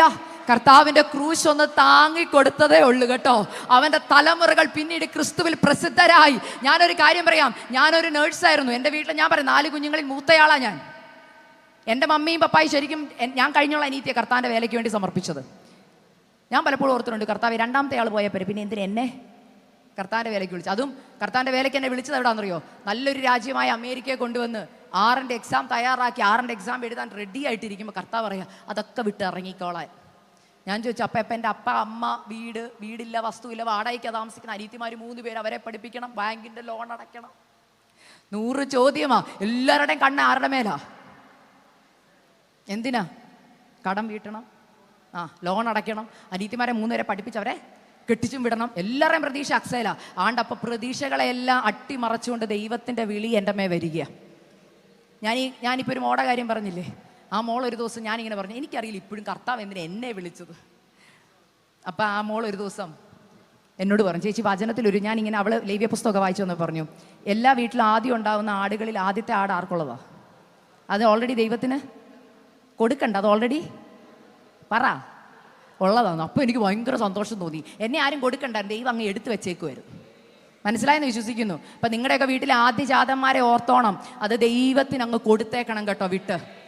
ഇവിടെ മക്കള് രക്ഷപ്പെട്ട്, ചില അമ്മമാർ പറഞ്ഞു കേട്ടിട്ടുണ്ട്, എൻ്റെ മക്കള് രക്ഷപ്പെട്ട് അവൾ വിദേശത്ത് പോയി, അല്ല അവൻ വിദേശത്ത് പോയി ഉണ്ടാക്കിയ കാശ് കൊടുത്ത് വീടുണ്ടാക്കി അവനെ കല്യാണം കഴിച്ച് അവരുടെ മക്കളുമായിട്ട് ഒന്ന് സമാധാനത്തോടെ ജീവിക്കാനാ സിസ്റ്ററെ ഞാനിരിക്കുന്നെന്ന്. അങ്ങനെയുള്ളവരുണ്ട്. എൻ്റെ മോൻ ഒന്ന് രക്ഷപ്പെട്ടിട്ടാണ് എൻ്റെ കഷ്ടത തീരാൻ. അപ്പോൾ പ്രതീക്ഷ ആരില്ല ആൻറ്റി? പറ. അങ്ങനെ പ്രതീക്ഷ വെച്ചൊരമ്മയുണ്ടായിരുന്നു, അയ്യനിലെ വിധവ. ഇതിന് നഷ്ടപ്പെട്ടപ്പോഴാണ് മനസ്സിലായത് കാര്യമില്ലെന്ന്. ഇന്നത്തെ മക്കളെ ചിലരെ ഓർത്ത് അമ്മമാർ കരയുന്നുണ്ട്, കാരണം പ്രതീക്ഷ മക്കളില്ല. ഇന്ന് പരിശുദ്ധാത്മാ പറയാം, അവിടത്തെ പ്രതീക്ഷ മാറ്റി മുകളിലോട്ടാക്കണം കേട്ടോ. അല്ലെങ്കിൽ മക്കളിൽ പ്രശംസിക്കരുത്, മക്കളിൽ നിങ്ങളുടെ ആശ്രയം വെക്കരുത്, മക്കളുടെ വിദ്യാഭ്യാസ യോഗ്യത കൊണ്ട് ചിലത് വീട്ടിൽ വരുമെന്ന് ചിന്തിക്കരുത്. നിന്റെ ആശ്രയം കർത്താവിലായിരിക്കണം. ആരാ നിന്നെ വിളിച്ചു വേർതിരിച്ചത്? ആരാ നിന്നെ ഹല്ലേലൂയ കർത്താവിന്റെ വേലയ്ക്ക് വേണ്ടി വിളിച്ചെന്ന് ഉറപ്പ് വരുത്തണം. ഹല്ലേലൂയ. മക്കളിലും പണത്തിലും ജോലിയിലും ആശ്രയം വെച്ചാൽ അത് ലഭിക്കത്തില്ല. എൻ്റെ കർത്താവിൻ്റെ വിളി വന്നപ്പോൾ ഞാൻ ആദ്യം വിളിച്ചത് എൻ്റെ മമ്മിയാണ്. മമ്മി, കർത്താവിൻ്റെ ശക്തമേറിയ ഒരു വിളി എൻ്റെ മേൽ വരുന്നു, കർത്താവിൻ്റെ വേലയ്ക്ക് ഇറങ്ങാൻ പൂർണ്ണമായിട്ട്. അമേരിക്കയിൽ പോയി ഒരു ദിവസം പോലും ഞാൻ ജോലി ചെയ്തിട്ടില്ല. വിളിക്കാൻ പറഞ്ഞപ്പോൾ എനിക്ക് ഭയങ്കര സന്തോഷത്തോടെ ഇറങ്ങിയെന്നൊന്നും ഞാൻ പറയത്തില്ല കേട്ടോ. ഭയങ്കര ബുദ്ധിമുട്ടായിരുന്നു ആദ്യം. ഇത്രയും കഷ്ടപ്പെട്ട് പിന്നെ എന്തിനാ കർത്താവെ ഞാൻ പഠിച്ചത്? നഴ്സിംഗ് പഠിച്ചവർക്ക് അറിയാം അതിൻ്റെ ബുദ്ധിമുട്ട്. ഇത്രയും കഷ്ടപ്പെട്ട് എന്തിനാ പഠിച്ചത്? ഇത്രയും ലക്ഷങ്ങൾ എന്തിനാ മുടക്കി എന്നൊക്കെ ചോദിച്ചപ്പോൾ കർത്താവ് എന്നോട് ചോദിച്ചു, എൻ്റെ വിളിക്ക് നിനക്ക് ഇറങ്ങാൻ പറ്റുമോ? 100 ചോദ്യം മുമ്പിലുണ്ടായിരുന്നു. അന്ന് കർത്താവ് ഒരു കാര്യം പറഞ്ഞു, ഇതുവരെ നിന്റെ പപ്പായെയും മമ്മിയും നിങ്ങളെയും കൊണ്ടുവന്നത് ഞാനാണെങ്കിൽ, ആരുടെയും കെയർ ഓഫ് ഇല്ലാതെ ഹല്ലേലൂയ ഓരോ ദിവസം അന്നന്നത്തെ അന്നം തന്ന് വിദ്യാഭ്യാസം തന്ന്, എൻ്റെ ടെസ്റ്റ് മണി ആസാദി കിടപ്പുണ്ട്, നിങ്ങൾ പോയി കേട്ടാൽ മതി. ആസാദിയിൽ ഹല്ലേലൂയ എങ്ങനെ ദൈവം ഓരോ ദിവസം നടത്തിയെന്ന് ഞാൻ എക്സ്പ്ലെയിൻ ചെയ്ത് പറയുന്നുണ്ട്. എൻ്റെ വിവാഹം നടന്നത് ഒരു അത്ഭുതമാണ്. ഞാൻ ഒരു കാര്യം പറയാം, ദൈവദാസന്മാരെ ദൈവദാസിമാരെ, കർത്താവിൻ്റെ വേലയ്ക്ക് വേണ്ടി ഇറങ്ങിയ എല്ലാ പാസ്റ്റർമാരോടും ആൻറ്റിമാരോടും ഞാനൊരു കാര്യം പറയുക, നിങ്ങളുടെ മക്കൾ അനാഥമായി പോകും കർത്താവ് അനുവദിക്കത്തില്ല കേട്ടോ. 4 പെൺപിള്ളാരെ ആര് കെട്ടിക്കൊണ്ട് പോകും എന്നുള്ള ചോദ്യത്തിൻ്റെ നടുവിൽ എൻ്റെ സ്വർഗം അന്ന് എഴുതിയിട്ടു. ഹല്ലേലൂയ, രാജ്യങ്ങൾ കടത്തും ഞാൻ നിന്റെ തലമുറകളെ, ഹല്ലേലൂയ അഭിഷക്തരാക്കി ഞാൻ അവരെ തീർക്കുമെന്ന് ഇന്ന് കർത്താവ് അത് ചെയ്തു. ഞാൻ അടുത്തൊരു കാര്യം പറയാം, നേഴ്സായിട്ട് ഞാൻ ജോലി ചെയ്ത്, ഞാൻ വീട് വെച്ച്, ഞാൻ എൻ്റെ അനീതിമാരെ പഠിപ്പിച്ചെങ്കിൽ ജീവിതകാലം മുഴുവൻ നിങ്ങളത് കേട്ടോണ്ടിരുന്നേൻ. എന്ത് പറയും? ഞാൻ കഷ്ടപ്പെട്ട്, ഞാൻ അധ്വാനിച്ച്, ഇല്ലേ? അനീതിമാരെയൊക്കെ വിളിച്ചിട്ട് പറയും, എടി ഞാനാ പഠിപ്പിച്ചെന്നുള്ള ഓർമ്മ വേണം. ഞാനാ കേട്ടോ കെട്ടിച്ച് വിട്ടത്. നമ്മൾ പറയത്തില്ലെന്നും പറയില്ല, നമ്മൾ പറയും, ഞാൻ പറയും. ഒരു പ്രശ്നം വരുമ്പോൾ നമ്മളിതൊക്കെ ഞാൻ കർത്താവിന് അത് ഇഷ്ടമല്ല. കർത്താവ് പറയുന്നതെന്നറിയോ? ഞാനത് വാക്യത്തിലേക്ക് വരിക, എന്നെ വിളിച്ചപേക്ഷിക്കുക, ഞാൻ നിനക്ക് ഉത്തരം വരളും. അടുത്ത വാക്യം എന്ന് പറഞ്ഞേ, നീ അറിയാത്തത് മഹത്വമായത് അഗോചരം. 2ാമത്തെ വാക്ക് മഹത്വം എന്ന് ഉദ്ദേശിക്കുന്നത് എന്തുവാ? ആർക്ക് മഹത്വം? ദൈവത്തിന് മഹത്വം. കർത്താവ് പറയും, ഞാൻ ചിലത് ചെയ്യാം, പക്ഷെ അത് എനിക്ക് മഹത്വമായി തീരണം, എൻ്റെ മഹത്വത്തിനായിട്ട് ഞാൻ ചെയ്യാം. ഹല്ലേലൂയ. കാനാവിലെ കല്യാണത്തിന് വെള്ളം വീഞ്ഞാതാക്ക ആരുടെ മഹത്വത്തിന് വേണ്ടിയാ? ദൈവത്തിൻ്റെ മഹത്വത്തിന് വേണ്ടി, കർത്താവിൻ്റെ മഹത്വത്തിന് വേണ്ടി. കർത്താവ് ഇന്ന് ചോദിക്കുക, എനിക്ക് ചിലത് ചെയ്യാൻ താല്പര്യമുണ്ട്, പക്ഷെ നീ ഞാൻ എന്നുള്ള സ്ഥാനം എടുത്തു മാറ്റിയിട്ട് മുഴുവൻ കർത്താവിന് കൊടുത്തിട്ടൊന്ന് പറയാമോ, കർത്താവ് എനിക്കൊരു മഹത്വം വേണ്ടപ്പാ, ഞാൻ കഷ്ടപ്പെട്ടാൽ ഇത്രയേ ഉള്ളൂ. ഞാൻ ഇന്ന് ഓർക്കും, കർത്താവെ ഞാൻ അധ്വാനിച്ചായിരുന്നു എല്ലാം ചെയ്തിരുന്നെങ്കിൽ ഇന്ന് ഞങ്ങൾ ഒരിടത്തും എത്തത്തില്ലായിരുന്നു. എന്നാൽ ദൈവം എല്ലാം നടത്തി. ഞാൻ കഴിഞ്ഞുള്ള എൻ്റെ 2ാമത്തെ അനിയത്തിയുടെ കല്യാണം കഴിഞ്ഞു. 3 ബാക്കി 2 പേരും പഠിച്ചു. എല്ലാവരും നല്ല നിലകളിൽ ദൈവം എത്തിച്ചു. അതിനൊരൊറ്റ കാര്യമുള്ളൂ, ഒരു ക്രെഡിറ്റും ഞങ്ങൾക്ക് അപ്പനോ അമ്മയ്ക്കോ എനിക്കോ എടുക്കാനില്ല. ആര് പഠിപ്പിച്ചെന്ന് ചോദിച്ചാൽ ഞങ്ങൾ 4 പേരും പറയും, കർത്താവ് പഠിപ്പിച്ചു. എന്നെ പഠിപ്പിച്ചത് മറ്റൊരാളാ. ഹല്ലേലൂയ. എൻ്റെ 2ാമത്തെ അനിയത്തിയെ പഠിപ്പിച്ചത് മറ്റൊരാളാ. എല്ലാം വീടിനകത്തോട്ട് ഇങ്ങോട്ട് വന്നിട്ട് പറയും, മോളെ ഞാൻ നിന്നെ പഠിപ്പിക്കാം എന്ന് പറഞ്ഞ് എഴുതി തന്ന് പഠിപ്പിച്ചവരുണ്ട്. ഹല്ലേലൂയ. ഞങ്ങൾക്കുള്ള സാമ്പത്തിക നന്മകൾ കർത്താവ് തന്നെ ഇറക്കി തന്നിട്ടുള്ളത്. ദൈവമക്കളെ, ഞാനിത് പറയാൻ കാരണം മഹത്വം മുഴുവൻ കർത്താവിനാ കേട്ടോ. ഹല്ലേലൂയ. നാളെയെക്കുറിച്ച് വിചാരപ്പെടരുതെന്ന് കർത്താവ് പറയാൻ കാരണം എന്താ? കർത്താവ് പറയുക, നീ എന്നെ വിളിച്ചപേക്ഷിക്കുന്നെങ്കിൽ ഞാൻ നിനക്ക് ഉത്തരം അരുളും. ഞാൻ ഈ വചനം പഠിച്ചു കഴിഞ്ഞിട്ട് എവിടെ പ്രസംഗിച്ചാലും പറയും, കർത്താവിന് ഫോൺ നമ്പർ ഉണ്ടോ എന്ന് ചോദിച്ചാൽ ഞാൻ പറയും ഉണ്ടോ? ഉണ്ട്. എത്രയാ നമ്പർ? 333 911 അല്ല. എന്തുവാ 333? യെരമ്യാവ് 33:3. അത് ഫോൺ നമ്പർ ആണോന്ന് ചോദിച്ചാ ആണ്. എന്തുവാ അവിടെ എഴുതിയിരിക്കുന്നത്? Call upon me I will answer you. നീ എന്നെ വിളിക്ക്, ഞാൻ നിനക്ക് ഉത്തരം അരുളാം. 12 കഴിഞ്ഞ് എടുക്കാൻ പറ്റത്തില്ലെന്ന് പറയുന്നവരില്ലേ? 12 കഴിഞ്ഞ് ഫോൺ ഓഫാക്കി വെക്കുന്നവരില്ലേ? മീറ്റിങ്ങിനുള്ളപ്പോൾ ഫോൺ ഓഫാക്കി വെക്കത്തില്ലേ? എന്നാൽ 24 മണിക്കൂർ നിന്റെ ജീവിതത്തിന്റെ ഏത് സാഹചര്യത്തിലും അപ്പായേന്നൊന്ന് വിളിക്കുമ്പോൾ, എന്താ മോളെ ഞാൻ നിനക്ക് ചെയ്തു തരണമെന്ന് ചോദിക്കുന്ന ഒരു അപ്പൻ അപ്പറയില്ലേ? അപ്പം പറയുന്ന ഉത്തരവും കൂടെ കേൾക്കണം. എനിക്ക് ആ വാക്യം ഭയങ്കര ഇഷ്ടമാണ് പ്രസംഗിക്കുമ്പോൾ. അവിടെ പറയുക, പക്ഷെ ഈ ഉത്തരം നമുക്ക് ആർക്കും ഇഷ്ടമുള്ള ഉത്തരം അല്ല. കാരണം നമ്മൾ കർത്താവിനെ വിളിച്ച് അപേക്ഷിക്കാൻ നമുക്കറിയാവുന്ന ഉത്തരം ഓൾറെഡി കർത്താവിനോട് പറയും. ഇപ്പൊ മോളുടെ വിവാഹത്തിന് വേണ്ടിയാണ് പ്രാർത്ഥിക്കുന്നത്. നിങ്ങൾ പറയുന്ന ഉത്തരം എന്നറിയോ? കർത്താവേ, എൻ്റെ കുഞ്ഞിൻ്റെ വിവാഹം നടക്കണം. വിവാഹം നടക്കുമ്പോൾ കർത്താവേ, അമേരിക്കയിൽ നിന്ന് ഓസ്ട്രേലിയയിൽ നിന്ന് UK എന്നുള്ള ചെറുക്കനെ തരണം. എൻ്റെ മോൾക്ക് ഇന്ന ജോലി ഇന്ന സ്ഥാപനത്തിൽ കൊടുക്കണം കർത്താവേ. അങ്ങനെ പ്രാർത്ഥിക്കുന്നത് തെറ്റാണോ? തെറ്റല്ല. ദൈവം നിങ്ങൾക്ക് അതുപോലെ തന്നെ ചെയ്യും. പക്ഷേ ഞാൻ പലപ്പോഴും ചിന്തി, എൻ്റെ ഈ വാക്യം പഠിച്ചതിന് ശേഷം എൻ്റെ പ്രാർത്ഥനയുടെ തലമൊക്കെ മാറി കേട്ടോ. അതുകൊണ്ടാണ് പലരും കർത്താവേ അങ്ങയുടെ ഹിതം മതി എന്ന് പ്രാർത്ഥിക്കുന്നത് കേട്ടിട്ടുണ്ടോ? അവർ ഡിമാൻഡ് ഒന്നും വെക്കാത്തതിൻ്റെ കാര്യം എന്നറിയോ? അവരെ ദൈവം സർപ്രൈസ് കൊടുക്കാൻ ആഗ്രഹിക്കുന്നുണ്ട്. നിങ്ങളിൽ എത്ര പേർക്ക് സർപ്രൈസ് ഇഷ്ടമാണ്? എനിക്കിഷ്ടമാണ്, ഭയങ്കര ഇഷ്ടമാണ് സർപ്രൈസ്. ഈ അറിഞ്ഞുകൊണ്ട് ഒരു ഉത്തരം കിട്ടിയിട്ട് ഇപ്പം എന്തുവാ കാര്യം? അവിടെ എഴുതി വെച്ചിരിക്കുന്നുണ്ടോ, ഞാൻ നിനക്ക് ഉത്തരം തരാവേ, പക്ഷെ അത് നിനക്ക് അറിയാത്ത ഉത്തരവാണ്. അറിയാത്ത ഉത്തരത്തിന്റെ പ്രത്യേകത എന്നാ? സർപ്രൈസാ. നീ നിന്റെ വിവാഹത്തിന് വേണ്ടി പ്രാർത്ഥിക്കുമ്പോൾ നീ നിന്റെ ലിമിറ്റിന്റെ ഉള്ളിൽ നിന്ന്, നിന്റെ സാമ്പത്തികത്തിന്റെ ലിമിറ്റിന്റെ ഉള്ളിൽ നിന്ന്, നിന്റെ കുടുംബ മഹിമയുടെ ലിമിറ്റിൽ നിന്ന് നീ നിന്റെ തലമുറയ്ക്ക് വേണ്ടി ഇന്നത് മതി ഇന്നത് മതി എന്ന് പറഞ്ഞ് പ്രാർത്ഥിക്കുമ്പോൾ ദൈവം പറയുക, മോളെ നിന്റെ തലമുറയ്ക്ക് വേണ്ടി ഞാൻ എഴുതി വെച്ചിരിക്കുന്നത് നിന്റെ ബുദ്ധിക്ക് ചിന്തിക്കാൻ പറ്റുന്നതിനപ്പുറമാ. മാനുഷികമായ ഒരു വ്യക്തിക്കും ചിലപ്പോൾ അങ്ങനത്തെ ഒരു വിവാഹാലോചന ചിന്തിച്ചു പോലും കാണത്തില്ല. ഇപ്പൊ എൻ്റെ ജീവിതം നോക്കിയാൽ ഞാനിവിടെ നിൽക്കുന്നത് ആ 3 ഉത്തരത്തിലാണ്. എനിക്കറിയാത്തത്, മഹത്തമായത്, അഗോചരമായത്. ഞാൻ യാത്ര പുറപ്പെടുമ്പോൾ ഞാൻ അറിഞ്ഞോ കൊല്ലത്ത് ഞാനിങ്ങനെ മീറ്റിങ്ങിന് വരുമെന്ന്? ഇല്ല. അറിയാത്തത്, ഹല്ലേലൂയ, മഹത്തമായത്. പ്രസംഗം കഴിഞ്ഞാൽ കർത്താവിന് മുഴുവൻ മഹത്വവും. അഗോചരമായത്. ഇനി ഈ പ്രസംഗത്തിന്റെ ഹല്ലേലൂയ വിത്ത് നിങ്ങളുടെ ഉള്ളിൽ കിടക്കുമ്പോൾ നിങ്ങളുടെ ഭവനങ്ങളിൽ പോയി നിങ്ങളത് ഹല്ലേലൂയ പ്രാർത്ഥിച്ച് അതിനെ വെള്ളമൊഴിച്ച് കണ്ണുനീരോടുകൂടി അതിനെ നനയ്ക്കുമ്പോൾ അഗോചരമായത് ചിലത് നിങ്ങളുടെ കുടുംബങ്ങളിൽ വെളിപ്പെടുമെന്ന് എനിക്കറിയാം. വചനം വെറുതെ തിരിച്ചു വരത്തില്ല, അതതിൻ്റെ പ്രവൃത്തി ചെയ്യുക തന്നെ ചെയ്യും. ഇന്നിവിടെ പ്രസംഗിക്കുന്ന ഈ വചനം ഞാൻ വിശ്വസിക്കുന്നു ഏറ്റെടുക്കുന്ന ചിലർ ഇതിനകത്തുണ്ട്. മോളെ നീ കരഞ്ഞോണ്ട ഇതിനകത്തോട്ട് വന്നത്, നിന്റെ തലമുറയോർത്ത്, നിന്റെ ശുശ്രൂഷയോർത്ത്. എന്നാൽ ഇന്ന് കർത്താവ് പറയുകയാ, ഹല്ലേലൂയ, സമയം തക്കത്തിൽ ഉപയോഗിച്ചാൽ, നീ ഉപവസിക്കാൻ തയ്യാറായാൽ, നീ പ്രാർത്ഥിക്കാൻ തയ്യാറായാൽ, ദൈവം നിനക്ക് വേണ്ടി വെച്ചിരിക്കുന്ന ഉത്തരം നീ അറിയാത്തത്, മഹത്വമായത്, അഗോചരമായത്. അവസാനത്തെ 2 മിനിറ്റുള്ള ഞാൻ പെട്ടെന്നൊരു കാര്യം പറയാം. എൻ്റെ വിവാഹം നടന്നത് വലിയൊരു അത്ഭുതമാണ്. ദേവദാസിമാരെ ഞാൻ പറഞ്ഞില്ലേ, സ്വന്തമായിട്ട് കയറി കിടക്കാൻ ഒരു വീടില്ല, അപ്പൻ്റെ സ്വത്തില്ല, അമ്മയുടെ സ്വത്തില്ല. ഞങ്ങൾക്ക് എൻ്റെ പപ്പ എപ്പോഴും പറയുന്നൊരു പ്രാർത്ഥന ഞാൻ കേട്ടിട്ടുണ്ട്, കരഞ്ഞിട്ടുണ്ട്. ഞാൻ ചില സമയത്ത് വാടക കൊടുക്കാൻ പൈസ ഇല്ലാതെ വരുമ്പോൾ ഓണറിനെ പേടിച്ച് ഞങ്ങൾ രാത്രിയിൽ അല്ലെങ്കിൽ കുടുംബ പ്രാർത്ഥന കരയുമ്പോൾ ഓണർ വന്ന് ഇറക്കി വിടുമോ എന്നുള്ള പേടി വരുമ്പോൾ എൻ്റെ പപ്പ പ്രാർത്ഥിക്കുന്ന ഒരു പ്രാർത്ഥനയുണ്ട്, കർത്താവേ ഹല്ലേലൂയ, മേലോട്ട് നോക്കിയാൽ ആകാശം, താഴോട്ട് നോക്കിയാൽ ഭൂമി, ഞാൻ ഈ 4 പെൺകുഞ്ഞുങ്ങളെയും കൊണ്ട് എങ്ങനെ നടുറോഡിൽ ഇറങ്ങും അപ്പാ. അങ്ങനെ കരഞ്ഞ രാത്രികളുണ്ട്, പേടിച്ചുറങ്ങിയ രാത്രികളുണ്ട്, കരഞ്ഞുകൊണ്ടുറങ്ങിയ രാത്രികളുണ്ട്. എന്നാൽ അന്ന് സ്വർഗം എഴുതിയിട്ട ചില കാര്യങ്ങളുണ്ട് കേട്ടോ. അല്ലെങ്കിൽ അതുകൊണ്ടാണ് ഞാൻ നിങ്ങളോട് പറയുന്നത്, ഒന്നുമില്ലാത്തവരെ ആര് കെട്ടു എന്ന് ചോദിച്ചു. ഞാൻ വിചാരിച്ച നേഴ്സിംഗ് കഴിഞ്ഞാൽ, പണ്ട് പറയത്തില്ലായിരുന്നു നേഴ്സിങ്ങിന് വിട്ടോ, നേഴ്സിംഗ് കഴിഞ്ഞ ആമ്പിള്ളാര് കൊത്തിക്കൊണ്ട് പോകും. സത്യം ആൻറ്റി, അങ്ങനെ തന്നെ പറഞ്ഞത്, കൊത്തിക്കൊണ്ട്. ഞാൻ അവിടെ 5-6 വർഷം നിന്ന്, എന്നെ ആരും കൊത്തിയില്ല. പറഞ്ഞത് മനസ്സിലായെന്ന് വിശ്വസിക്കുന്നു. കൊത്താൻ ഇനി ആരെങ്കിലും വന്നാലും അമ്മമാരും അപ്പമാരും പറയും ഒന്നും ഇല്ലാത്തവരാ. നമ്മൾ ബുദ്ധിയിൽ ചിന്തിക്കണം. വീട്ടിലെ മൂത്ത നിങ്ങളൊക്കെ അങ്ങനെ ബുദ്ധി പറഞ്ഞു കൊടുക്കുന്ന അമ്മമാരെ ഇതിനകത്തുണ്ടെങ്കിൽ മാറ്റിക്കണം കേട്ടോ, പ്ലീസ്. ഹല്ലേലൂയ, ദൈവകൃപയുള്ള കൊച്ചിനെ വീട്ടിൽ കയറ്റണം കേട്ടോ. ഹല്ലേലൂയ. ഇവിടുന്ന് കണ്ട് ഇഷ്ടപ്പെട്ട് വീട്ടിൽ ചെന്നിട്ട് പറയും, മൂത്ത മോളല്ലേ, പ്രാരാബ്ദമൊക്കെ ആർക്ക് വരും? ആ, മൂത്തവന് വരും.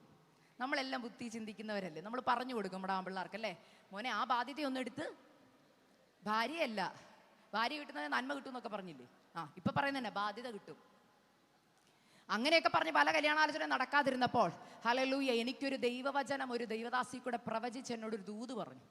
അതാ ഞാൻ പറഞ്ഞ സമയം തക്കത്തിൽ, ആ സമയം ഉപയോഗിക്കേണ്ട സമയം വന്നപ്പോൾ എനിക്ക് കിട്ടിയ ദൂത് ഇതായിരുന്നു. ചിലർ ആ വചനം ഏറ്റെടുത്തോണ്ട് പോകണം. ഹല്ലേലൂയ. യെശയ്യാവ് 42 അധ്യായത്തിലെ വാക്യമാ. ഹല്ലേലൂയ. ഞാൻ കിഴക്ക് നിന്നൊരു റാഞ്ചൻ പക്ഷിയെ, ദൂരദേശത്ത് നിന്ന് എൻ്റെ ആലോചന അനുഷ്ഠിക്കുന്ന പുരുഷനെ തന്നെ വിളിക്കുന്നു, ഞാൻ പ്രസ്താവിച്ചിരിക്കുന്നു, ഞാൻ നിവർത്തിക്കും. ഈ ദൂത് വന്നിട്ട് പറഞ്ഞു, മോളെ നീ പ്രാർത്ഥിച്ചോ, നിനക്കുള്ളവൻ ദൂരദേശത്താ, അവനെ ദൈവം വിളിച്ചാലേ അവൻ വരത്തുള്ളെന്ന്. വിശ്വസിക്കുന്നുണ്ടെന്ന് വിശ്വസിക്കുന്നു. നിങ്ങളിത് കേൾക്കണം.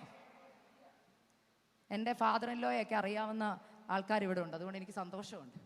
ഓക്കെ, എൻ്റെ ഹസ്ബൻഡ് 27 വർഷമായിട്ട് ഇന്ത്യയിൽ വന്നിട്ടില്ല, മലയാളം ഒരു വാക്ക് പോലും സംസാരിക്കത്തില്ല. അദ്ദേഹം വളർന്നതെല്ലാം അമേരിക്കയിലാണ്. ഒരു ദിവസം എൻ്റെ ഹസ്ബൻഡ് പല മലയാളി പെൺപിള്ളേരുടെ കല്യാണാലോചന വന്നപ്പോഴും അച്ചാച്ചൻ പറഞ്ഞൊരു കാര്യമാണ്, മലയാളിയെ ഞാൻ കല്യാണം കഴിക്കത്തില്ല. അതുകൊണ്ട് കല്യാണം നടക്കാതെ കല്യാണം നടക്കും 33 വയസ്സ് വരെ നിൽക്കുക. അപ്പോൾ ആ 33ാമത്തെ വയസ്സിൽ ഇവിടെ ഇരുന്ന ഒരാൾ കരയാൻ തുടങ്ങി. എന്ത് വെച്ചാണെന്നറിയോ? വചനം വെച്ച്. കർത്താവെ, അങ്ങ് എന്നോട് പറഞ്ഞു ദൈവാലോചന അനുഷ്ഠിക്കുന്ന ഒരു പുരുഷനുണ്ടെന്ന്, അദ്ദേഹത്തെ അങ്ങ് വിളിച്ചുണർത്തണേ എന്ന് പ്രാർത്ഥിക്കാൻ തുടങ്ങി. സമയം തക്കത്തിൽ ഉപയോഗിച്ചു. എങ്ങനെയാണെന്നറിയാമോ? രാത്രിയുടെ യാമങ്ങളിൽ അല്ലെങ്കിൽ മുറി അടച്ച്, ഞാൻ എൻ്റെ ഹോസ്റ്റൽ ഇന്നും ആ ദിവസം ഞാൻ ഓർക്കുന്നുണ്ട്, അല്ലെങ്കിൽ തലേണയുടെ മുകളിലോട്ട് അങ്ങോട്ട് കണ്ണുനീരൊഴുക്കാൻ തുടങ്ങി കേട്ടോ.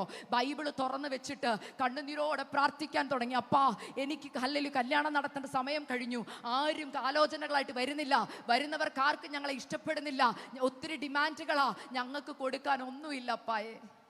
എന്നാൽ അപ്പ എനിക്ക് വേണ്ടി കരുതി വെച്ചിരിക്കുന്ന പുരുഷൻ എന്നെ തേടി വരണം. ഞാൻ അങ്ങനെ തന്നെ പ്രാർത്ഥിച്ചത്. എന്നെ തേടി കർത്താവ് ഒരുക്കി വെച്ചവൻ വരണമെന്ന് പ്രാർത്ഥിച്ചു. ദൈവമക്കളെ, ഒരു ദിവസം രാവിലെ എൻ്റെ ഹസ്ബൻഡിൻ്റെ ഡാഡി എന്നോട് പറഞ്ഞ ടെസ്റ്റിമണിയാ. മലയാളി കൊച്ചിനെ കല്യാണം കഴിക്കത്തില്ലെന്ന് പറഞ്ഞ എൻ്റെ ഹസ്ബൻഡ് ഒരു ദിവസം രാവിലെ ഡാഡിയോട് പറയാ, ഡാഡി എന്നാ ഇന്ത്യയിൽ പോകുന്നേ? അടുത്ത മാസം പോവാ. എന്നാ ഞാൻ വരുവാ. ഇന്ത്യയിൽ ആരെയെങ്കിലും നോക്കിക്കോ. ഡാഡിക്ക് ഭയങ്കര സന്തോഷം. നോക്കിയപ്പോൾ അതാണ്ട് സെലക്ഷൻ എനിക്ക് വീണു, നറുക്ക്. ഓൾറെഡി വേറെ 2 പെൺപിള്ളേരെ കണ്ടിട്ട് എന്നെ കാണാൻ വന്നു കേട്ടോ. എൻ്റെ വീട് അന്ന് കണ്ടാൽ ഒത്തിരി സങ്കടകരമായ വീടാണ്. അടുക്കളയൊക്കെ വിട്ട് ചോരുന്നൊരു വീട്.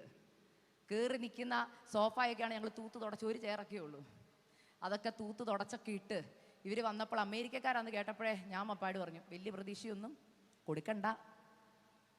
ഇങ്ങനെയൊക്കെ പറഞ്ഞാ നിന്നത്. എന്നാൽ ചായയൊക്കെ കൊടുത്തപ്പോൾ എനിക്ക് വലിയ പ്രതീക്ഷയില്ലെങ്കിൽ അപ്പോഴാണ് ഇടിവെട്ടി പോലെ ഒരു സത്യം അറിയുന്നത്, ചെറുക്കൻ മലയാളവും സംസാരിക്കത്തില്ലെന്ന്. അപ്പം ഞാൻ ഓർത്തു, ഇത് എന്തായാലും നടക്കത്തില്ല. നമ്മൾ ഇന്ത്യക്കാരല്ലേ, നമ്മളിവിടെ പഠിച്ചവരല്ലേ. എൻ്റെ ഇംഗ്ലീഷ് പുള്ളിയുടെ ഇംഗ്ലീഷ് എനിക്ക് മനസ്സിലാകത്തില്ലെന്ന് എനിക്ക് ഉറപ്പായിരുന്നു. എന്നാൽ ഒറ്റ പ്രാർത്ഥന പ്രാർത്ഥിച്ചു, കർത്താവ് ഇത് ദൈവഹിതമാണെങ്കിൽ ഇത് നടക്കണം. പ്രാർത്ഥിച്ചുകൊണ്ട് ഞങ്ങൾക്ക് സംസാരിക്കാൻ തന്ന സമയത്തിനുള്ളിൽ അകത്ത് കയറി 45 മിനിറ്റ്സ് ഞങ്ങൾ തമ്മിൽ സംസാരിച്ചു. സംസാരം കഴിഞ്ഞ് ഇറങ്ങി വന്നപ്പോൾ ഹസ്ബൻഡ് എൻ്റെ ഡാഡിയെ കാണിച്ചു ഇങ്ങനെ. അപ്പോഴും എനിക്ക് ഉറപ്പൊന്നുമില്ലായിരുന്നു കേട്ടോ. നവംബർ 19-ാം തീയതി പെണ്ണ് കണ്ടു, നവംബർ 22-ാം തീയതി കല്യാണം ഉറപ്പിച്ചു, നവംബർ 30-ാം തീയതി എൻഗേജ്മെൻറ്റ്, ഡിസംബർ 1-ാം തീയതി കല്യാണവും. നിങ്ങൾക്ക് മനസ്സിലായെന്ന് വിശ്വസിക്കുന്നു. എൻ്റെ കല്യാണം നടന്ന് വെറും ഒരാഴ്ച കൊണ്ടാണ്. ഇനി അടുത്തൊരു സത്യം പറയാം. എൻ്റെ പപ്പാടെ പോക്കറ്റ് വെറും 250 രൂപയുള്ളായിരുന്നു. നിങ്ങളത് വിശ്വസിക്കത്തില്ല. സത്യമായ കാര്യമാണ് പറയുന്നത്, വചനം കൈ പിടിച്ചോണ്ടാ പറയുന്നത്. എൻ്റെ പപ്പാടെ പോക്കറ്റ് വെറും 250 രൂപയുള്ളായിരുന്നു. അതിനെക്കുറിച്ചുള്ള വിശദമായ ടെസ്റ്റിമണി ആസാദി കൊടുത്തിട്ടുണ്ട്. അതുകൊണ്ടാണ് പറഞ്ഞത്, നിങ്ങൾ പോയി കേട്ടാൽ മതി, ഇവിടെ വിശദീകരിക്കാൻ സമയമില്ല. എന്നാൽ ഞാനൊരു സത്യം പറയാം. നീ സമയം തക്കത്തിൽ ഉപയോഗിച്ച്, നീ രാത്രിയുടെ യാമങ്ങളിലുണ്ടല്ലോ, എല്ലാവരും കിടന്നുറങ്ങുമ്പോൾ കണ്ണടച്ച് ഹല്ലേലൂയ മുറിക്കകത്ത് കയറി കഥകടച്ച് കണ്ണുനീരോടെ ദൈവവചനം ഏറ്റെടുത്തിട്ട് അതിലെ ഓരോ വാക്തത്വത്തെ കൈവച്ചിട്ട് ചോദിക്കണം, അപ്പാ ഞാൻ അങ്ങയുടെ മോളല്ലേ, അങ്ങല്ലേ പറഞ്ഞത് എന്നെ വിളിച്ചപേക്ഷിക്കും, നിനക്ക് ഉത്തരമരുളാമെന്ന്. നീ അറിയാത്തത് മഹത്തമായത് അഗോചരമായത് ചെയ്യാമെന്ന്, എനിക്ക് വേണ്ടി ഒന്ന് ചെയ്യണമെന്ന് നീ കരയുമ്പോൾ അല്ലെങ്കിൽ കടലുകൾ കടന്ന് നിനക്ക് വേണ്ടിയുള്ള അത്ഭുതങ്ങളെ ദൈവം ചെയ്യും. അതുമാത്രമല്ല, നിന്റെ തലമുറയുടെ വിഷയമാണോ, ഞാൻ പറഞ്ഞതുപോലെ യായേലിനെ പോലാണോ ഇന്ന് നീ വന്നേൽക്കുന്നത്? അല്ലെങ്കിൽ സീസറയുടെ ശക്തിയുടെ മുമ്പിൽ നീ തളർന്നവളാണോ? നിന്റെ തലമുറയെ ഒതുക്കി വെക്കുന്ന ശക്തിയുടെ വിഷയത്തിലാണോ നീ തകർന്നിരിക്കുന്നത്? കൂട്ടുകെട്ടോർത്താണോ, സ്നേഹബന്ധങ്ങൾ ഓർത്താണോ? ഒരു കാര്യം ഞാൻ പറയാം, സമയം അമ്മമാരെ തക്കത്തിൽ ഉപയോഗിക്കണം. നിങ്ങളുടെ തലമുറകൾ ചെറിയ കുഞ്ഞുങ്ങളായിരിക്കുമ്പോൾ തന്നെ ഉപവസിച്ച് പ്രാർത്ഥിക്കണം. ഞാൻ ഏറ്റവും കൂടുതൽ കാണുന്നത് തലമുറകൾ വലുതാകുമ്പോഴേ എല്ലാവരും ഉപവസിക്കാൻ തുടങ്ങുന്നത്. അല്ല. എൻ്റെ മമ്മി പറഞ്ഞ പ്രസവം കഴിഞ്ഞ് 3-ാം മാസം തൊട്ട് എന്നെ ഉപവസിപ്പിച്ച ആളല്ല എൻ്റെ മമ്മി. പ്രസവം കഴിഞ്ഞ് 90 കഴിഞ്ഞപ്പോഴേ പറഞ്ഞ് തലമുറയ്ക്ക് വേണ്ടി ഉപവസിച്ച് പ്രാർത്ഥിച്ചു. മമ്മി പറയുന്നത് എന്നറിയോ, നിന്റെ ഉപവാസവും പ്രാർത്ഥനയും നിന്റെ ഇൻവെസ്റ്റ്മെൻ്റ് ആണെന്നാ. ഇൻവെസ്റ്റ്മെന്റ് എന്ന് പറഞ്ഞാൽ എന്താണെന്നറിയോ, ആരോഗ്യമുള്ളപ്പോൾ ഉപവസിക്കുകയും പ്രാർത്ഥിക്കുകയും ചെയ്താൽ, ആരോഗ്യമില്ലാത്തപ്പോൾ ഉണ്ടല്ലോ നിന്റെ ജീവിതത്തിന്റെ വിഷയങ്ങളുടെ മേൽ കർത്താവ് ഹല്ലേലൂയ മഞ്ഞും മഴയും ഒഴിക്കുമെന്ന്, തലമുറയുടെ വിഷയത്തിന്മേൽ കർത്താവ് പ്രവർത്തിക്കുമെന്ന്. ഇത് ആരോഗ്യമുള്ളപ്പോൾ പ്രാർത്ഥിക്കാതെ നടന്നിട്ട് തലമുറയെ ശത്രു പിടിച്ചോണ്ട് പോകുമ്പോഴല്ല കരയേണ്ടത്. ഇന്ന് പല അമ്മമാരോട് ഞാൻ ഉപവസിക്കാൻ പറയുമ്പോൾ പറയുന്ന അടുത്തൊരു എക്സ്ക്യൂസ് എന്താണെന്നറിയോ, ഷുഗർ ഉണ്ട് സിസ്റ്ററെ, ഉപവസിക്കാൻ പറ്റത്തില്ല. രാവിലത്തെ ഭക്ഷണം ചെന്തിൽ എന്ത് പറ്റും, തല കറങ്ങും. അങ്ങനെ ഒരു ആൻറ്റി ഒരു പ്രാവശ്യം എന്നോട് പറഞ്ഞായിരുന്നു. ഉപവസിക്കാൻ പരിശുദ്ധാത്മ വ്യക്തമായിട്ട് എന്നോട് പറഞ്ഞിട്ടാണ് ഞാൻ ആൻറ്റിയോട് പറഞ്ഞേ, ആൻറ്റി മോന് വേണ്ടി ഉപവസിക്കണേന്ന്. അപ്പം ആൻറ്റി പറഞ്ഞു, മോളെ പറയുന്നോണ്ടൊന്നും തോന്നില്ല, മോള് കർത്താവിനോട് പറ എനിക്ക് ഷുഗറാവുന്നു. കർത്താവിനോട് ഞാൻ പറഞ്ഞ കർത്താവിന് അറിയത്തില്ലേ? കർത്താവ് പിന്നെ എന്തിനാ ഉപവസിക്കാൻ പറഞ്ഞത്? ഉപവസിക്കാൻ പറഞ്ഞു, ഉപവസിച്ചില്ല. അല്പം മാസങ്ങൾ കഴിഞ്ഞപ്പോൾ എന്നെ ഈ ആൻറ്റി ഒന്നുകൂടെയും വിളിച്ചു. ഒരു പാതിരാത്രിക്കാണ് വിളിച്ചത്. എന്തിനെന്നറിയോ, മോൻ ഇപ്പം ICU കിടക്കുക, ഇങ്ങോട്ടോ അങ്ങോട്ടോ എന്ന് പറഞ്ഞ് കിടക്കുക. അപ്പോൾ ആൻറ്റി വിളിച്ചു. ആ സമയത്ത് ചോദിക്കാൻ പറ്റുന്ന ചോദ്യമല്ല, എങ്കിലും പരിശുദ്ധാത്മാ എന്നോട് പറഞ്ഞു ചോദിക്കാൻ. ഞാൻ ചോദിച്ചൊരു ചോദ്യമുണ്ട്, ആൻറ്റി എപ്പോഴാണ് അഡ്മിറ്റ് ചെയ്തേ? മോളെ ഇന്നലെ രാത്രിയിൽ അഡ്മിറ്റ് ചെയ്തതാ, എൻ്റെ കയ്യും കാലും ഒക്കെ തളരുന്നു മോളെ, എനിക്ക് എൻ്റെ മോനെ തിരിച്ചു കിട്ടുമെന്ന് അറിയില്ല. ഞാൻ ചോദിച്ചു, ആൻറ്റി വല്ലതും കഴിച്ചോ? ഇല്ല മോളെ, 2 ദിവസമായി കഴിച്ചിട്ട്. ഇപ്പം ഷുഗർ ഉണ്ടോ? ഷുഗർ താഴുന്നുണ്ടോ? ഇല്ല. ബിരിയാണി ഫ്രണ്ടിൽ കൊടുത്ത് ഇറങ്ങുമോ? പറ ആൻറ്റിമാരെ, ഇറങ്ങുമോ? പച്ചവെള്ളം തന്ന ഇറങ്ങുമോ? വേണ്ടെന്നല്ലേ പറയത്തുള്ളൂ. ഇത് വരാതിരിക്കാനാ കർത്താവ് പറയുന്നത്. ഉപവസിക്കാനും പ്രാർത്ഥിക്കാനും സമയം തരുമ്പോൾ സമയം തക്കത്തിൽ ഉപയോഗിക്കണം. ശവപ്പെട്ടി കയറാതിരിക്കാൻ ചിലത് ദൈവാത്മാവ് നേരത്തെ നിങ്ങളെ ബുദ്ധി ഉപദേശിക്കും. സഭയിൽ വരുന്ന അനർത്ഥം ദൈവാത്മാവ് നിങ്ങളുടെ പ്രാർത്ഥനാ മുറിയിൽ വെളിപ്പെടുത്തി തരും. ദേശത്ത് വരുന്ന അനർത്ഥം വെളിപ്പെടുത്തി തരും. ചില സീസറുകളെ സഭയ്ക്കുള്ളിലേക്ക് ദൈവാത്മാവ് ഓടിച്ചു കയറ്റും. ഇത് പ്രവചനാത്മാവി വിളിച്ചു പറയുക. ഈ ദേശത്ത് വ്യാപരിക്കുന്ന ദേശാധിപതി ശക്തികളെ, നിങ്ങളുടെ കുടുംബത്തിനകത്ത് വ്യാപരിക്കുന്ന ശക്തികളെ നിന്റെ പ്രാർത്ഥനാ മുറിയിൽ പരിശുദ്ധാത്മാവ് ഓടിച്ചു കയറ്റും. ചോദ്യം ഇതാ, സമയം തക്കത്തിൽ ഉപയോഗിക്കാൻ നിങ്ങളെ കൊണ്ട് കഴിയുമോ? എന്തുണ്ട് ആയുധമായിട്ട്? പരവതാനി ഉണ്ടോ വീട്ടില്? പരവതാനി ഉണ്ടോ? പ്രാർത്ഥിക്കാൻ ഒരു വീടിനകത്ത് കയറി അറിയാം വീട്ടിൽ പരവതാനി ഉണ്ടോ എന്ന്. എങ്ങനെയാണെന്നറിയോ, ഒരു മൂലയിൽ എപ്പോഴും ഒരു പാ ഇങ്ങനെ ഇട്ടിട്ടുണ്ടാവും. എത്ര വീട്ടിലുണ്ട് പ്രാർത്ഥനാ മുറികൾ? എത്ര വീട്ടിലുണ്ട് പ്രാർത്ഥനാ മുറി? ഞാൻ പലപ്പോഴും നമ്മുടെ സമൂഹത്തെക്കുറിച്ച് ഞാൻ ചിന്തിക്കുന്നൊരു കാര്യമുണ്ട്. ഒരു ഹൈന്ദവൻ്റെ വീട്ടിൽ പോയാൽ അവർക്ക് പൂജാമുറിയുണ്ട്, ഒരു മുസ്ലിമിൻ്റെ വീട്ടിൽ ചെന്നാലോ ഉണ്ട്. പക്ഷെ ഒരു പെന്തുക്കോസാൻ്റെ വീട്ടിൽ വന്നാലോ? നിങ്ങൾ ചിന്തിക്ക്. ഓ, അതിനകത്തൊക്കെ വലിയ കാര്യമുണ്ടോ? കാര്യമുണ്ട്. എൻ്റെ ജീവിതത്തിൽ എനിക്കറിയാം കാര്യമുണ്ട്. നിനക്കൊരു ഭവനം ദൈവം തരുമ്പോണ്ടല്ലോ, ഒരു മുറി നീ ദൈവത്തിന് വേണ്ടി ഒന്ന് വേർതിരിച്ചേ. നിന്റെ ഭവനത്തിനകത്ത് ഒന്നിനും മുട്ടില്ലാതെ ദൈവം നിന്നെ നടത്തും. ആ മുറി വെറുതെ കിടന്നാ പോരാ, ഒരു ദിവസമെങ്കിലും ആ മുറിക്കകത്ത് കയറിയിട്ട് നീ കവണ് വീണ് ദൈവത്തോടൊന്ന് കരഞ്ഞ, അപ്പാ ഇത് അങ്ങയുടെ സാന്നിധ്യം വസിക്കുന്ന മുറിയാ. ഗസ്റ്റിന് മുറിയുണ്ടല്ലേ? ഉണ്ടല്ലേ? ആ, ഗസ്റ്റിന് മുറിയുണ്ട്, അപ്പന് മുറിയുണ്ട്, അമ്മയ്ക്ക് മുറിയുണ്ട്, എല്ലാവർക്കും ഉണ്ട്. ദൈവം ചോദിക്കുക, മോളെ ദൈവമല്ല ഈ ഭവനം തീർക്കാൻ പൈസ തന്നത്, നിനക്ക് എനിക്കൊരു മുറി നീ തന്നോ? തന്നിട്ടില്ല.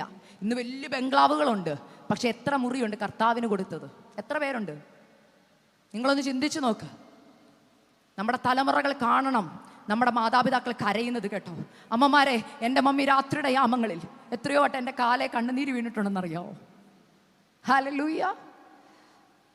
ഞാൻ എപ്പോഴും ഓർക്കും, എൻ്റെ മമ്മി എപ്പോഴും ഉപവാസം. കഴിഞ്ഞ 3 വർഷമായിട്ട് ഒരു നേരം മാത്രം കഴിച്ചുകൊണ്ടായിരിക്കുന്നത്. ഞാൻ എപ്പോഴും ഓർക്കും, എങ്ങനെ ഈ ആരോഗ്യം, 63 വയസ്സുണ്ട്, ഓടി നടന്ന ഓരോ കാര്യങ്ങൾ ചെയ്യുന്നത്. അപ്പോൾ മമ്മി പറഞ്ഞൊരു കാര്യമുണ്ട്, മക്കളെ ഞാൻ ഈ ഉപവസിക്കുന്നതും പ്രാർത്ഥിക്കുന്നതും സാമ്പത്തിക നന്മയ്ക്ക് വേണ്ടി അല്ല, നിങ്ങൾ 4 പേരും നിത്യതയെ കാണണം. ഞാൻ ഈ പറയുന്ന പോയിന്റോടെ നിർത്തുകയാണ്. നിങ്ങൾ ആ വാക്ക് കേട്ടോ ഞാൻ പറഞ്ഞേ? നിങ്ങളിൽ എത്ര പേർ നിങ്ങളുടെ തലമുറ നിത്യതയെ പോകണമെന്നോർത്ത് ഉപവസിച്ച് പ്രാർത്ഥിക്കുന്നുണ്ട്?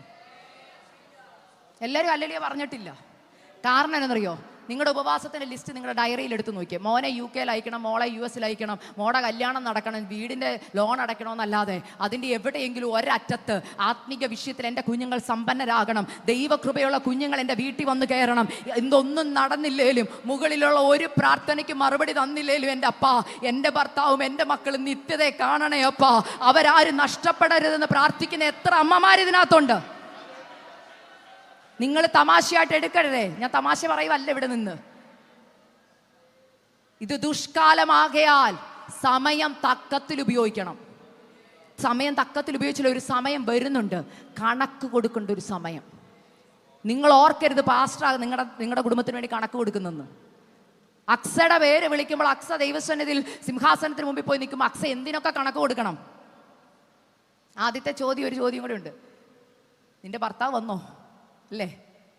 എൻ്റെ ഭർത്താവ് അവിടെ ഉണ്ടെങ്കിൽ എനിക്ക് സന്തോഷം. നിന്റെ 3 കുഞ്ഞുങ്ങൾ ഇവിടെ ഉണ്ടോ? ഇല്ലെന്ന് നിങ്ങൾ ആരെങ്കിലും, നിങ്ങളുടെ മക്കൾ ഓരോരുത്തരുടെ ഫേസ് നിങ്ങളുടെ മുമ്പിൽ കൂടെ വരണം കേട്ടോ. ഓരോ മക്കളുടെയും ഫേസ് നിങ്ങളുടെ മുമ്പിൽ കൂടെ വരണം. എൻ്റെ മക്കൾ സ്വർഗത്തിലെത്തുമോ നിങ്ങൾക്കേ അറിയത്തുള്ളൂ. നിങ്ങൾക്കറിയാം അവരുടെ ജീവിതം വീടിനകത്ത്. ഓർക്കണം, ഒരു തലമുറ നിങ്ങളുടെ സ്വർഗത്തിൽ എത്തിയില്ലെങ്കിൽ ദൈവത്തിൻ്റെ അടുത്ത ചോദ്യം എന്താ നിങ്ങൾ ഊഹിച്ചിട്ടുണ്ടോ? നിങ്ങൾ പഠിക്കാൻ പോകുന്ന ആരെയാ? അയ്യോ അത് ഞങ്ങളുടെ പാസ്റ്റർ ശരിയല്ലായിരുന്നു, പാസ്റ്റർ സൺഡേ സ്കൂൾ ഒന്നും. ഇന്ന് പല അമ്മമാർ സൺഡേ സ്കൂൾ ടീച്ചേഴ്സിന് ദൗത്യം കൊടുത്തേക്കുക. നിങ്ങൾ എന്ത് ചെയ്തോണം? പഠിപ്പിച്ചോണം, എൻ്റെ കുഞ്ഞിനെ നന്നാക്കിക്കോണം. സൺഡേ സ്കൂൾ ടീച്ചർ ശരിയല്ലെങ്കിൽ അവരുടെ ആത്മീയ ജീവിതം ശരിയല്ല. എന്നാൽ ആദ്യത്തെ ഒരു തലമുറയുടെ സൺഡേ സ്കൂൾ ടീച്ചർ ആരാന്നറിയോ? അമ്മയാ. തലമുറ സ്വർഗത്തിൽ എത്തിയില്ലെങ്കിൽ കർത്താവ് നിങ്ങളോട് കണക്ക് ചോദിക്കും. ചോദിക്കാൻ പോകുന്ന ഇതാ, എൻ്റെ തലമുറയായിരുന്നു, ഞാൻ നിന്നെ നോക്കാൻ ഏൽപ്പിച്ചതാ. ആണോ? യഹോവ തന്നു, യഹോവ എടുത്തു എന്ന് ഇയ്യോബ് പറയാൻ കാരണം എന്നാ? ഇയ്യോബിനറിയാം ദൈവം തന്നതാന്ന്, ദൈവത്തിന്റെ ഉത്തരവാദിത്തത്തിലുള്ളതാ നമ്മള്, നമ്മുടെ തലമുറ. ദൈവം ചോദിക്കുക, തിരിച്ച് നീ എന്നെ ഏൽപ്പിച്ചപ്പോൾ എന്തിയാ തലമുറ? തലമുറ ചർച്ച വരുന്നില്ലെങ്കിൽ, തലമുറ കുടുംബ പ്രാർത്ഥനയ്ക്ക് ഇരിക്കുന്നില്ലെങ്കിൽ ഓർത്ത അമ്മമാരെ, വിളക്ക് കത്തിക്കാൻ സമയമായി. എൻ്റെ കുഞ്ഞ് ഓക്കെയാ, ഇതുവരെ നല്ല ഓക്കെയാന്ന് പറഞ്ഞിരിക്കുന്നവരോട് ഞാൻ പറയട്ടെ, ഞാൻ അങ്ങനത്തെ ഒത്തിരി കുഞ്ഞുങ്ങളെ കാണുന്നതാ. പക്ഷെ അവരുടെ മുറിക്കുള്ളിൽ, അവരുടെ ഫോണിൽ അവർ കാണുന്നതൊക്കെ നിങ്ങൾ ഭയക്കണം കേട്ടോ. എന്നെ ഒരുപാട് യൂത്ത് വിളിക്കുന്നുണ്ടാ പറയുന്നത്. പലരും പലരോടും പറയാത്ത പല കാര്യങ്ങൾ എന്നോട് പറയുമ്പോൾ ഞാൻ തന്നെ അതിശയിച്ചിട്ടുണ്ട്. കാരണം ഞാനൊന്നും ജീവിച്ച കാലത്തില്ലാത്ത പല കാര്യങ്ങൾ ഞാൻ ഇന്ന് കേൾക്കുന്നുണ്ട്. തുറന്നു പറയുക, ഇന്ന് പല കുഞ്ഞുങ്ങളും സൂയിസൈഡ് ചെയ്യുന്നതിൻ്റെയൊക്കെ കാരണം എന്നാണെന്നറിയാമോ? കുഞ്ഞുമക്കൾ അവർ പലതിനും അഡിക്റ്റാ. അവർക്ക് പറയാൻ പറ്റുന്നില്ല, അവർക്ക് പ്രശ്നങ്ങളെ എങ്ങനെ അഭിമുഖീകരിക്കണം എന്നറിയത്തില്ല. ഞാൻ ചോദിക്കുന്ന, രക്ഷിക്കപ്പെട്ട നമ്മുടെ കുഞ്ഞുങ്ങളെ നിങ്ങൾ കർത്താവിൽ വളർത്തുന്നുണ്ടോ? മക്കളെ, നമുക്ക് കർത്താവ് ഉണ്ടടാ, നീ വാ, മമ്മ പ്രാർത്ഥിക്കാം. മോൻ എന്താ ഒരു സങ്കടം? വന്നേ, മമ്മി നിന്റെ കൂടെ ഇരുന്ന് പ്രാർത്ഥിക്കാമെന്നൊന്ന് പറഞ്ഞു നോക്കിയേ. നിങ്ങളുടെ കുഞ്ഞുങ്ങൾ നിങ്ങളുടെ കൂടെ മുട്ടുമടക്കുമെന്ന് പായേല്. ഇന്ന് പറയാത്തത് എന്താ? നിങ്ങളുടനെ കൗൺസിലിങ്ങിന് കൊണ്ടുപോകും, പാസ്റ്റർ വിവരം അറിയിക്കും. ചോദ്യം ഇതാ, നിങ്ങൾ ഉപവസിക്കാറുണ്ടോ നിങ്ങളുടെ തലമുറകൾക്ക് വേണ്ടി? ഉപവസിക്കുന്നവരൊന്ന് ഞാൻ വേണ്ട, കൈവക്കണ്ട. മനസ്സിൽ പറ, ഞാൻ എൻ്റെ തലമുറയ്ക്ക് വേണ്ടി ഇരിക്കുന്നുണ്ടെന്ന്. ഇല്ലെങ്കിൽ ഇന്നൊരു തീരുമാനത്തോടെ പോകാവുള്ളൂ. കാരണം ഇത് ദുഷ്കാലമാകിയാൽ സമയം തക്കത്തിൽ ഉപയോഗിക്കുക. ഹല്ലേലൂയ. ഇന്ന് എത്ര പേർ ദൈവസന്നിധിയിലും നിങ്ങളെ തന്നെ താഴ്ത്തി ഏൽപ്പിക്കും. നിങ്ങളൊന്ന് എഴുന്നേറ്റ് നിൽക്കാമോ? ലാസ്റ്റ് മിനിറ്റിലേക്ക് വരിക. നിങ്ങളൊന്ന് എഴുന്നേറ്റ് ഒന്ന് പ്രാർത്ഥിക്കാമോ? കർത്താവേ, ഇന്ന് കേട്ട ദൂതിന് മുമ്പിൽ എന്നെ ഏൽപ്പിക്കുക. ഇത് ദുഷ്കാലമാ, ഞാൻ സമയം തക്കത്തിൽ ഉപയോഗിക്കാൻ തീരുമാനം എടുക്കുക. ഇതുവരെ ഞാൻ എൻ്റെ തലമുറയ്ക്ക് വേണ്ടി ഉപവസിച്ചിട്ടില്ല, എന്നാൽ ഇന്ന് തൊട്ട് ഞാൻ ഇരിക്കാൻ തയ്യാറാപ്പാ. ദൈവമക്കളെ, ഉപവസിച്ച് ഇന്ന് വരെ ആരും മരിച്ചിട്ടില്ല കേട്ടോ. അങ്ങനെ ആരെങ്കിലും കേട്ടിട്ടുണ്ടോ? ഉപവസിച്ച് ആരും മരിക്കത്തില്ല. ഞാൻ എൻ്റെ 3ാമത്തെ കുഞ്ഞിനെ പ്രഗ്നന്റ് ആയിരുന്ന സമയത്ത് പരിശുദ്ധാത്മാവ് എന്നോട് പറഞ്ഞു, ഉപവസിച്ച് പ്രാർത്ഥിക്കാൻ. പ്രഗ്നന്റാ. സാധാരണ എല്ലാവരും പറയും 2 പേർക്കുള്ളത് കഴിക്കണമെന്ന്, അല്ലേ? ഈ 2 പേർക്കുള്ളത് കഴിക്കേണ്ട എന്നോട് പരിശുദ്ധാത്മാ പറയുക, നീ ഉച്ചവരെ എല്ലാ ദിവസവും ഡെലിവറി നടക്കുന്നിടവരെ ഉപവസിച്ച് പ്രാർത്ഥിക്കണമെന്ന്. എനിക്ക് ആരോഗ്യം ഉണ്ടായിട്ടല്ല കേട്ടോ ഉപവസിച്ച്. കാരണം എൻ്റെ ബ്ലഡ് പ്രഷർ ലോയാ, ഷുഗറും ലോയാ. ആശുപത്രി പോയിട്ടില്ല 3ാമത്തെ പ്രഗ്നൻസിയിൽ. അപ്പോൾ പരിശുദ്ധാത്മാ എന്നോട് ഉപവസിക്കാൻ പറഞ്ഞു. ഞാൻ ഇന്നൊരു ടെസ്റ്റിമണി നിങ്ങളോട് പറയാം. എനിക്ക് 3 കുഞ്ഞുങ്ങളാണ് ഉള്ളത്. ഞാൻ അന്ന് എൻ്റെ ദൈവത്തോട് ചോദിച്ചു, കർത്താവേ, ഞാൻ പ്രോപ്പറായിട്ട് ഭക്ഷണം കഴിക്കാതിരുന്നാൽ എൻ്റെ കുഞ്ഞ് പുറത്ത് വരുമ്പോൾ എത്ര വെയിറ്റ് കാണും? നന്നായിട്ട് കഴിക്കുന്ന കുഞ്ഞുങ്ങളെ നമ്മൾ പറഞ്ഞത് നന്നായിട്ട് കഴിക്കണം, എന്നാലേ കുഞ്ഞിന് വെയിറ്റ് ഉള്ളൂ. വെയിറ്റ് വരാൻ വേണ്ടി അമ്മമാർ കഴിക്കുന്നത്. ഇങ്ങനെ ചോദ്യം ചോദിച്ചു. പരിശുദ്ധാത്മാ എന്നോട് ചോദിക്കൂ, എന്നെ അനുസരിക്കാവോ എന്ന് ചോദിച്ചു. ഞാൻ പറഞ്ഞു അനുസരിക്കാം. നീ ആരോടും പറയണ്ട, നീ ഇതിരുന്ന് ഉപവസിച്ച് പ്രാർത്ഥിക്കാൻ പറഞ്ഞു. ദൈവമക്കളെ, എൻ്റെ കുഞ്ഞിൻ്റെ ഇടയിൽ പ്രഗ്നൻ്റ് ആയി 5-ാം മാസം തൊട്ട് ഞാൻ ലാസ്റ്റ് ഡെലിവറിക്ക് കയറുമ്പോൾ പ്രസവിക്കുന്നത് ഉപവാസത്തോടെയാണ്. ഞാനൊരു ടെസ്റ്റ് മണി പറയട്ടെ നിങ്ങളോട്. എൻ്റെ ബാക്കി 2 കുഞ്ഞുങ്ങളെക്കാളും നന്നായിട്ട് കഴിഞ്ഞ കുഞ്ഞുങ്ങളെക്കാളും 3ാമത്തെ കുഞ്ഞിനായിരുന്നു ഏറ്റവും കൂടുതൽ വെയിറ്റ് അവനായിരുന്നു. ഞാനിത് പറയാൻ കാരണം, ഉപവസിച്ച് ഇന്ന് വരെ ആരും മരിച്ചിട്ടില്ല കേട്ടോ. കാരണം ഉപവാസം എന്ന് പറഞ്ഞാൽ ദൈവത്തിൻ്റെ കൂടെ വസിക്കാന്നാ, ശത്രുവിനോട് ഫൈറ്റ് ചെയ്യാന്നാ. നീ പരവതാനി വിരിച്ചു യായേലിനെ പോലെ ഹല്ലേലൂയ നിന്റെ പ്രാർത്ഥനാ മുറി നീ കരഞ്ഞാലുണ്ടല്ലോ, വചനമാകുന്ന ഹല്ലേലൂയ ചുറ്റിക എടുത്താലുണ്ടല്ലോ, പ്രാർത്ഥനയാകുന്ന ഹല്ലേലൂയ കുറ്റി എടുത്താലുണ്ടല്ലോ, പരിശുദ്ധാത്മാവ് പറയുക, നിന്റെ തലമുറ ഒതുക്കുന്ന സീസറുകൾ നിന്റെ പ്രാർത്ഥനാ മുറിയിൽ ദൈവാത്മാവ് വെളിപ്പെടുത്തി തരും. നിന്റെ സഭയ്ക്കെതിരെയുള്ള പോരുകൾ, കുടുംബജീവിതത്തിനെതിരെയുള്ള പോരുകൾ, പലരും ഭർത്താക്കന്മാരെ ശത്രുവായിട്ട് കാണുക. എന്നാൽ ഞാൻ പറയാം, ഭർത്താക്കന്മാരിൽ കൂടെ വ്യാപരിക്കുന്ന പൈശാചിക മണ്ഡലങ്ങളുണ്ട്, ഭാര്യമാരെ കൂടെ വ്യാപരിക്കുന്നതുണ്ട്. ഭർത്താവിനെ ഭാര്യയെ ശത്രുവായിട്ട് കാണാതെ അവരുടെ പിൻപിൽ പ്രവർത്തിക്കുന്ന പൈശാചിക മണ്ഡലത്തെ നിങ്ങൾ കണ്ടാൽ ആദ്യം ചെയ്യുന്ന പായെടുക്കും, മുഴങ്കാലും അടക്കും. കർത്താവേ, ഈ ഭവനത്തിനകത്ത് സമാധാനം വെളിപ്പെടുന്നത് പ്രാർത്ഥിക്കും. എത്ര പേര് ആത്മാവി പ്രാർത്ഥിച്ചു തുടങ്ങും? ഞാൻ ഇന്ന് പറഞ്ഞു കേട്ടായിരുന്നു അന്യഭാഷയിലുള്ള പ്രാർത്ഥന. അല്പനേരം നിങ്ങൾ അന്യഭാഷയെ പ്രാർത്ഥിക്കാൻ പോകുക. അഭിഷേകം പ്രാപിച്ചവരൊക്കെ ഒന്ന് പ്രാർത്ഥിച്ചു. ഞാൻ നിർബന്ധിച്ചതുകൊണ്ട് പ്രാർത്ഥിക്കണ്ട, നിയോഗമുള്ളവർ പ്രാർത്ഥിച്ചാൽ മതി. എന്നാൽ പരിശുദ്ധാത്മാവ് എന്നോട് പറയുന്ന ഒരു കാര്യം, ഇവിടെ നിങ്ങൾ അന്യഭാഷയെ പ്രാർത്ഥിക്കുമ്പോൾ നിങ്ങൾക്ക് ചെന്ന് പ്രവർത്തിക്കാൻ പറ്റാത്ത മേഖലയുണ്ട്. നിങ്ങളുടെ കുഞ്ഞുങ്ങൾ പഠിക്കുന്ന ഹോസ്റ്റലിൽ, കോളേജിൽ, നിങ്ങളുടെ കുഞ്ഞുങ്ങളായിരിക്കുന്ന വിദേശ രാജ്യങ്ങളിൽ അവരെ ഒതുക്കുന്ന മണ്ഡലങ്ങളുടെ മേൽ കർത്താവിന്റെ കരമിറങ്ങാൻ പോകുക. തലമുറകളുടെ പിന്മാറ്റത്തെ ഓർത്ത് കരയുന്ന മാതാവേ, കർത്താവ് പറയുക, നയനിലെ വിധവയുടെ തലമുറയെ ചുമന്നുകൊണ്ടുപോയ മഞ്ചത്തെ കർത്താവ് തൊട്ടു. നിന്റെ ചില വിഷയത്തെ കർത്താവ് തൊടാൻ പോകുക. മഞ്ചത്തെ തൊട്ടു, ചുമക്കുന്നവർ നിന്നു. യെസ്, ചുമക്കുന്നവർ നിൽക്കാൻ പോകുക. നിന്റെ വിദ്യാഭ്യാസത്തെ കെട്ടുന്ന മണ്ഡലങ്ങൾ വിശ്വാസത്തോടെ ആരാധിക്കണം.